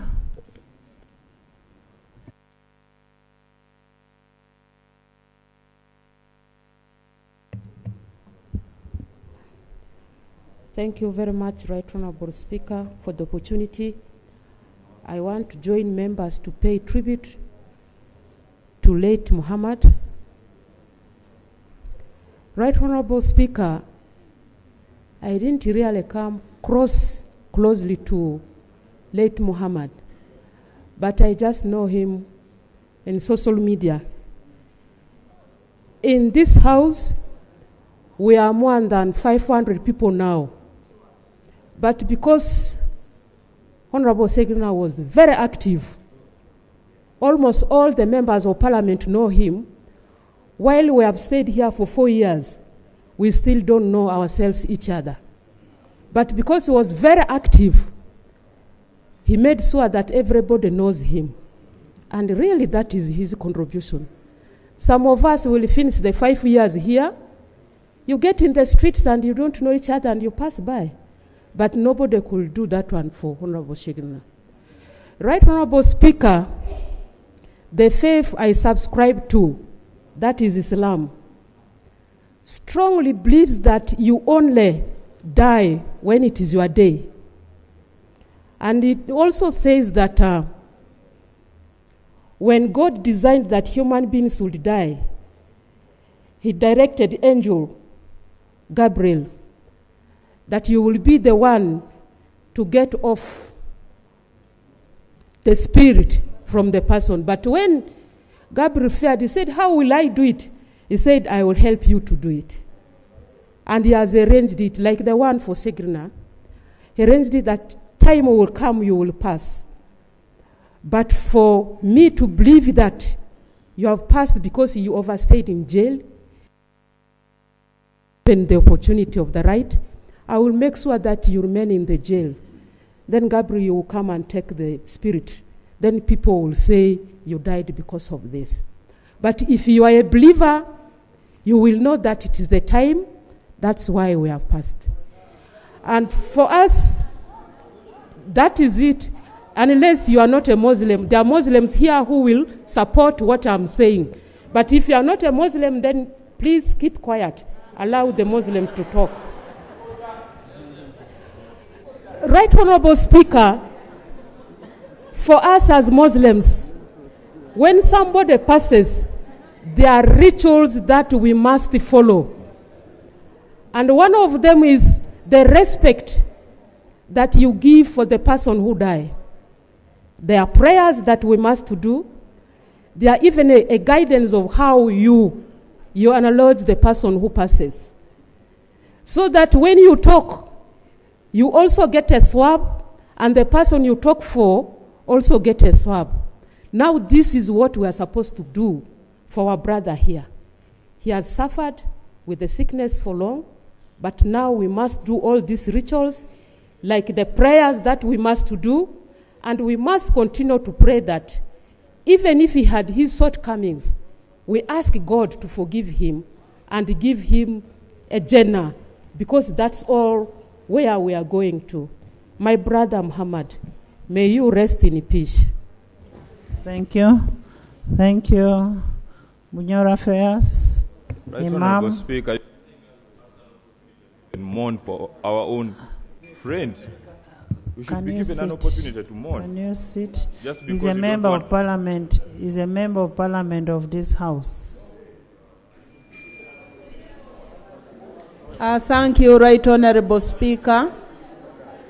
On behalf of the people of Chibuku, whom I represent in this house, and the people of Bunyoro, where I'm deployed as a minister, I bring my condolences, especially to you, Right Honorable Speaker, the House, Mama Ssegirinya and the family, the people of Kawempe North. It's very, very unfortunate that we are losing a younger person. I pity when some people start behaving funny on a special sitting. I really pity. This Honorable Ssegirinya belongs to this house, not to a party. When you're in the house here, and I am balancing the sides. Yes. Thank you, Right Honorable Speaker. Right Honorable Speaker. By the way, I have the power even to adjourn the house. Honorable Minister. Right Honorable Speaker, Honorable Ssegirinya is one of the people I admired. He was a very courageous person. One time I saw Honorable Ssegirinya when a younger lady lost a baby, and the purported father was refusing to bury that child. Honorable Ssegirinya carried a dead child in a coffin on his head and looked for that man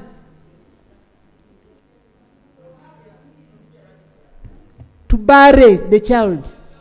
That kind of courage is rare. But also, Honorable Ssegirinya was a serious mobilizer. Even in his constituency, he loved his voters. You remember when he offered that every woman that delivers was entitled to offers. But also building a health facility. Colleagues, you all remember, or you know, service delivery in terms of health provision is not cheap. For one to build a facility, buy drugs, Let's be brief. We are pay running the out of medical time. workers, is not easy. So I salute Honorable Ssegirinya. Thank It's you. a big loss to the country. May God sustain the bereaved family. Thank you. Honorable Imam of the Mosque, Honorable Mpindi, Mitiana, Gorete, and then Semakula. Yeah, thank you, Right Honorable Speaker. But I thought you're on one side. Yes. Yeah, thank you, Right Honorable Speaker.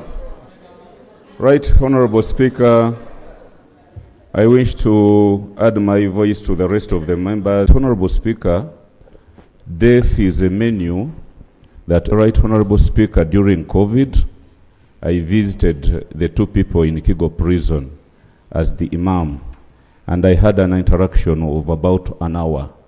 What surprised me was that even at that time, when he was in prison, he unveiled to me a detailed plan of his dream that he wanted to implement in his constituency. I was so surprised that someone who was in prison, who was thinking so much about the people in his constituency. That means he had a lot of passion for the people he was serving. Nevertheless, even when he was released, Honorable members, 1 minute. his health had deteriorated and he would not implement that plan. May the Almighty Allah pardon him for his shortcomings and give him Thank you. Jannah. Thank you. Thank you. 1 minute. Thank you, Right Honorable Speaker. Right Honorable Speaker, being a resident of Kawempe, I have a lot to talk about Ssegirinya. But you have given me 1 minute, and I want to use it in just two things. One, members have submitted, but Right Honorable Speaker, Honorable Ssegirinya has a family. And as you've heard, his family is not doing well. He has left children, and we are almost concluding the debate without devising means of helping the family, the children. I want to propose that as we pass the resolution, we include a clause that this parliament find means of helping the children of the Honorable Ssegirinya. That is one. And then two, I know as members of parliament we have a norm of contributing to members who have died. I pray that as members of parliament, each of us contribute 500,000 and we get some money to support the family, especially the wives of Honorable Ssegirinya, to take on the mantle that Ssegirinya was taking on. The children of Ssegirinya. Right Honorable Speaker, for me, if that is done, I will be a very happy man. I saw... Can you conclude? Right Honorable Speaker, the clerk was taking your attention, but my proposal, we contribute either 500, one member is telling me 1 million, 500 each member. You know, when we pass a resolution here to contribute for Honorable Jacob, you are the same people. You are the same people who went in the streets, who started bashing the speaker, who started doing the what. My proposal is let's contribute personally. Let's contribute. For me, I can take up one kid and educate one kid in my school.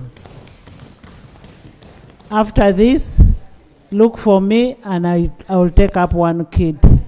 Ssegirinya, where is Ssegirinya? In which class? Exactly. I will pay your fees and I will take you to my school for secondary. Right, Honorable Speaker, Yes. thank you so much. And I want to conclude by thanking you for what you've done to Honorable Ssegirinya and what you've done to members of parliament without discriminating the political belief, the size, the constituency. Thank you so much. Thank you, and may you reign forever. Amen. Thank you, Right Honorable. Goreti Semakula. Thank you, Right Honorable Speaker. I would like to first of all appreciate Ssegirinya's mother and his brother, Kasaga, because, Right Honorable Speaker, when someone faces challenges, many times even your family can abandon you. Ssegirinya and the Honorable Sewanyana were incarcerated. I went to Masaka where they were brought to court. I went to Luzira. I went to Chigo. He began to be sick, and I went to Nsambia. I went to Nairobi and Lubaga, and those two were constant. Thank you so much for being there for Honorable Ssegirinya. Right Honorable Speaker, I met Ssegirinya when I was still a journalist, and this is what I wanted to say about Ssegirinya. The Honorable Ssegirinya was very authentic. He was real. He was genuine. He was honest, even in times of his need. Because when I met him, he used to call on radio stations as Dobozire Chebando. And one time when I was doing a story about those radiophone callers, I spoke to him, I spoke to Makolo Kavuma and Dubachoya. And he was demonstrating to me about what they used to do to get through, because I was asking them, how come you people are so constant on the radio stations? And he showed me about 8 phones. He would call at the same time, whichever went through first, he would speak. That was Ssegirinya. Then, I remember the time he used to be with Dr. Kizza Besigye. In fact, it's very sad that Colonel Kizza Besigye is in prison, because Ssegirinya was always with Colonel Kizza Besigye. And then he would come to me. At a certain point, I was an editor of a TV station. So he would come to me and beg. And kindly, let me finish. Honorable members, we have run out of time because the body must go for Juma prayers. I thank you, Right Honorable Speaker. Yes. I take this opportunity to appreciate you, your office, the office of the Leader of Opposition. That is the size, yes. And all honorable colleagues, members of Parliament, for standing with the Honorable Ssegirinya during this moment. Thank you. Every one of you has appreciated the works of Honorable Ssegirinya. But I want to remind you that that is the responsibility of government. Right Honorable Speaker, we should put appropriate resources in the area of medical. He has bought CT scans. That is not our responsibility. This is why we are suffering out there. That is social corporate responsibility that you should do at leisure. So government should take on its responsibility of doing basic services to this government. Thank you, Right Honorable Speaker. May his soul rest in eternal peace. Thank you, Honorable Semakula, Honorable Minister. Dear women within Parliament and outside there, we Ladies. appreciate you. Ladies. Basing on what the mother of Honorable Ssegirinya, the late Honorable Ssegirinya, has done. In the Holy Book of the Bible, in the book of Ecclesiastes, it is written, there is time for everything. There is time to be born and time to die. There is time to be happy and a time to be sad. However, my special message goes to the judiciary. Dear our land friends, where did your Ubuntu go? In Uganda, we know bail is not a privilege. It is a right. But these days we hear you are working under decrees. Where did your Ubuntu go? Lastly, Right Honorable Speaker, we appreciate all you give to members, all whatever you give to members of Parliament. But however, as we Parliament, we should work for free medical insurance for every Ugandan, regardless of your status. May your soul rest eternal peace. Flavia, then Honorable Minister. Thank you very much. Honorable, thank you very much, Madam Speaker. Flavia, your minute is going. Thank you. Sincere condolences to the family of the Right of Honorable Ssegirinya. May God rest his soul in peace. I really want to bring to light 2 scenarios that particularly caught my attention. One was for the mother of Honorable Ssegirinya. When she wailed in court at some point, when Honorable Ssegirinya exposed his foot that had been tortured in court and was requesting to be released so that he could go and get medication. The mother wailed loudly in court, unfortunately, pleading to the magistrate to release her son so that she could go for. Unfortunately, he was never released. A second scenario was when the mother wept, crying, coming to Parliament to ask the Speaker and to ask him to light. And I want to ask the people that are watching us right now, eulogize Honorable Ssegirinya.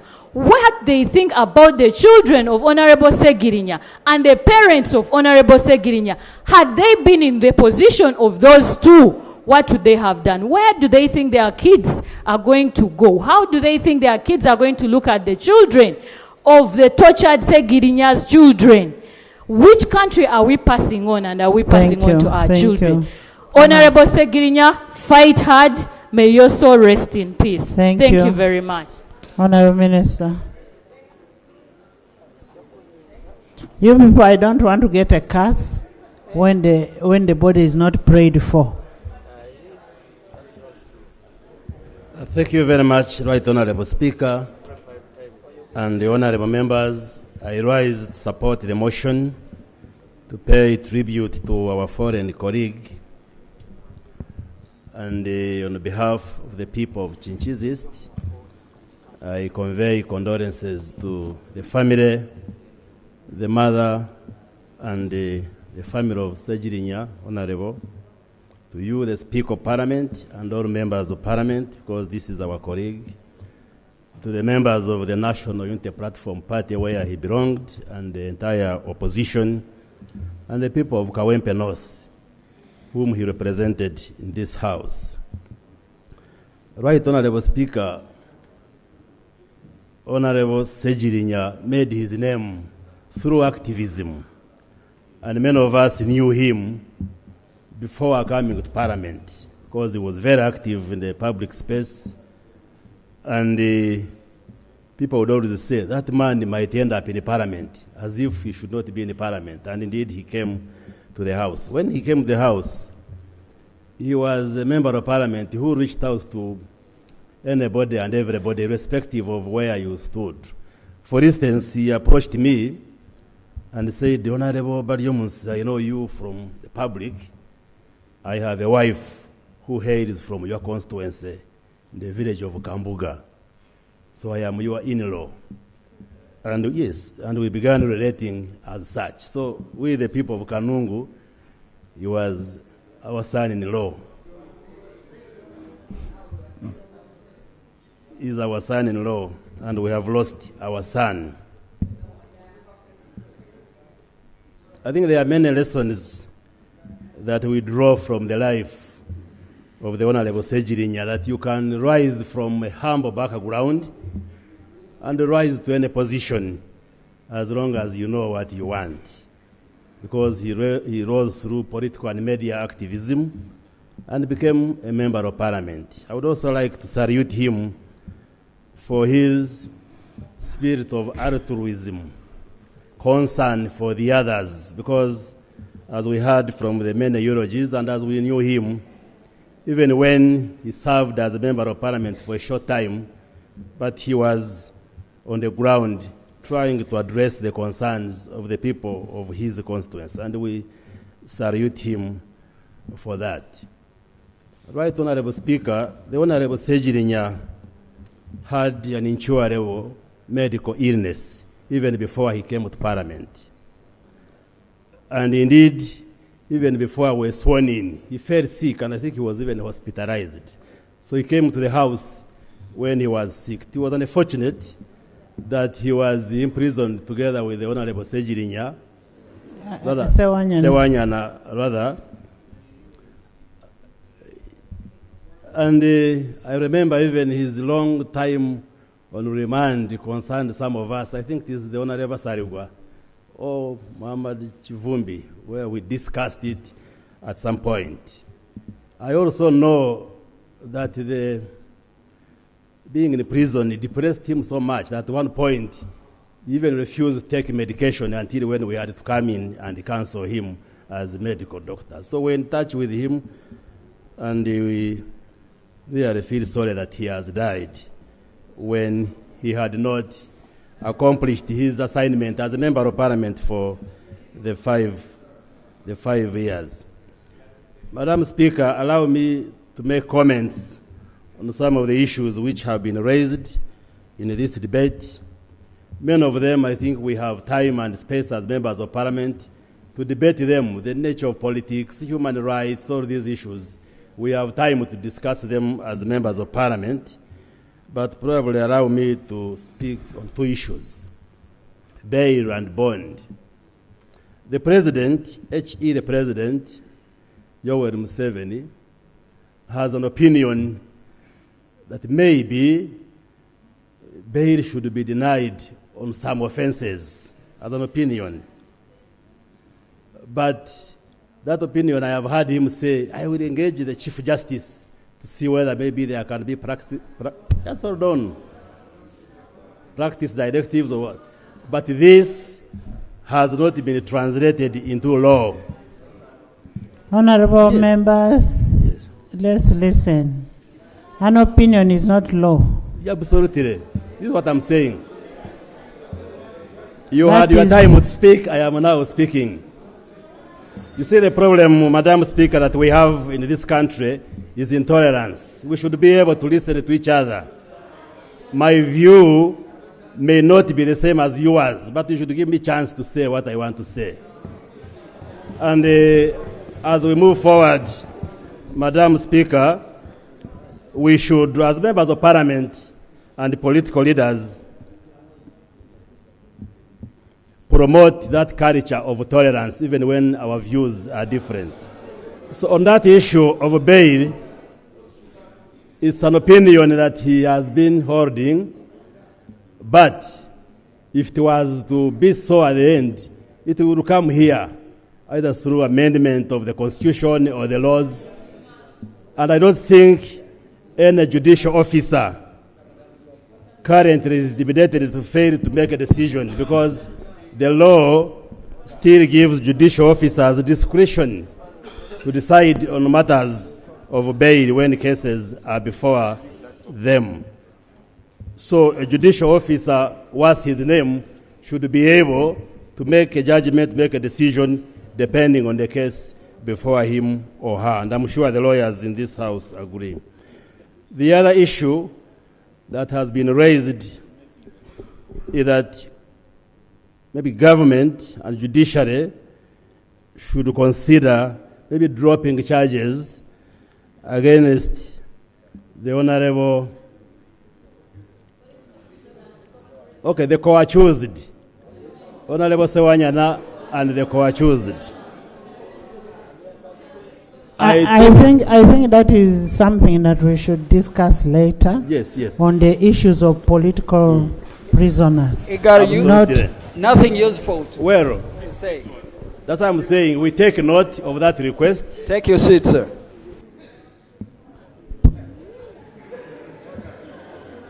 You know,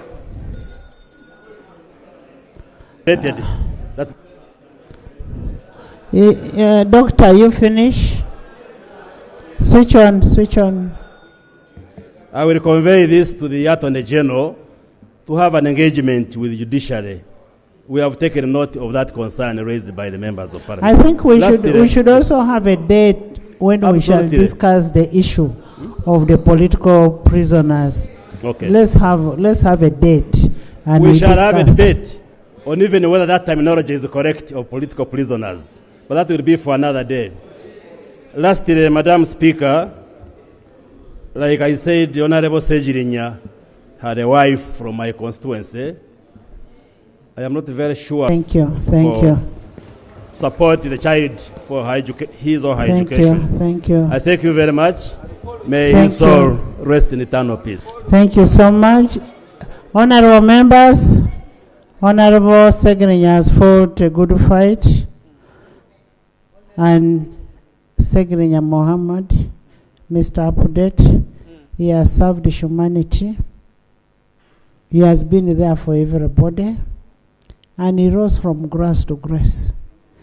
If he tells you how he came from Masaka, how he boarded a Matoke truck, you will not believe it.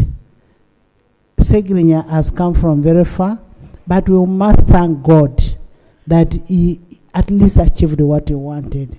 And his humility speaks volumes.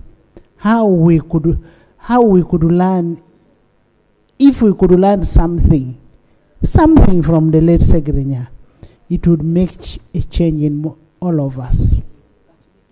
When you hear that within those few months that he made an impact in Kawempe, he made an impact in his community, he made an impact in this country, then you must learn something.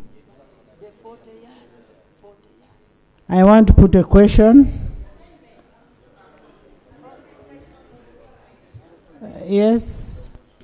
Honorable members, and you're Muslim. You are the same person who is going to blame me for delaying with the body here. Right, Honorable Speaker, that swallow for Janais is performed as long as the body has come anytime. So it is not delayed. May I make the amendment, ma'am? What amendment? May I make the amendment, ma'am? Yes. May I make the amendment? Yes. Thank you. Thank you so much, Right Honorable Speaker. Well, Right Honorable Speaker, I sincerely appreciate your concern that when you persuaded members to contribute, we spoke in tongues outside. Well, I appreciate that. Actually, attacking me. Yes, I appreciate your concern, and it's regrettable. Right Honorable Speaker, Honorable Ssegirinya has served here 4 years. The difference between him and the Right Honorable Olanya is that he had served here for several years, and therefore his package was big as a person. And as a Right Honorable Speaker, he also had an entitlement as a fallen Speaker of Parliament. Honorable Ssegirinya has only been here for 4 years, did not even have time to invest for his family. You can imagine the burden that the family is going to have. I've calculated, Right Honorable Speaker, if each one of us here sacrificed only 300,000 shillings, the family would collect 150 million shillings, which is good enough for them to be able to invest. I therefore would like to persuade my colleagues that we amend the motion to include that members of Parliament, each one of them, of us, contributes 300,000 shillings as a package to help the family of Honorable Ssegirinya. I submit. Honorable members, is that seconded? No, you sit. Sit. Sit. Sit, I want secondment from this side. Seconded by Honorable Badiomusi, by Honorable Bahati, by the Imam, by Ibanda, by Bunyora Fayaz, by Honorable Uda, Honorable Balam, Honorable Gabriel, Honorable Minister Okasai, Rose, by the whole NRM side.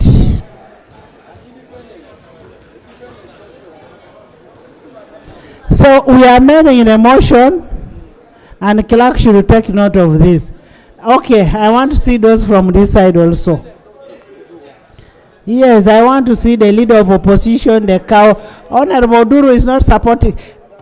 You better convince Honorable Duru to support, because I don't want to be taken to court. Supported by Hassan, by Honorable Chivumbi, by Honorable Asumani, by Honorable Abudu, by Honorable Seungu, by Honorable Elijah, Honorable Zake, Hildaman, Ethel, Madam Teacher, by the whole opposition. We are amending that one and all the independents. Yes. Right Honorable Speaker, I concede to the amendment. Thank you. Those in favor of the amendment say and the contrary nay. The ayes have it. I now put a question that that Parliament pays a glowing tribute to the late Honorable Ssegirinya Mohammad, a former member of Parliament of Kawempe Division North, and the tribute with amendment of payment of 300,000 per deduction per member of Parliament as passed in the resolution here. Those in favor say on the contrary, nay. The ayes have it. Anthems in reverse order. May we please rise?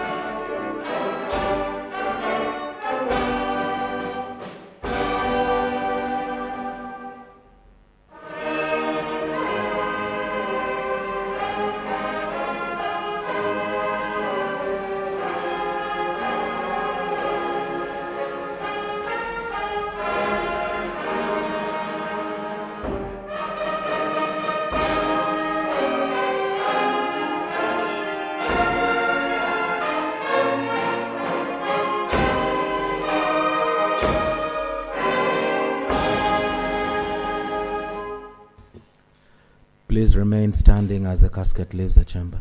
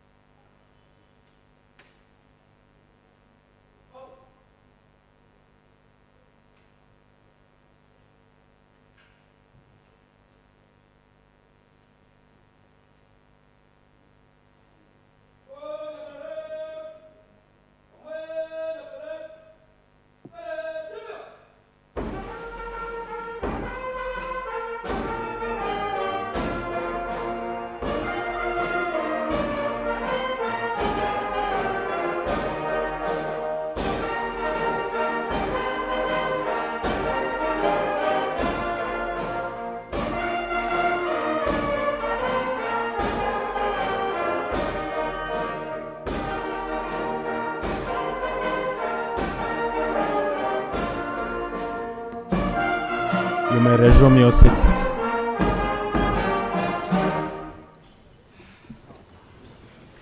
Honorable members, the parliamentary Muslim community would want to say a prayer for 1 minute outside there.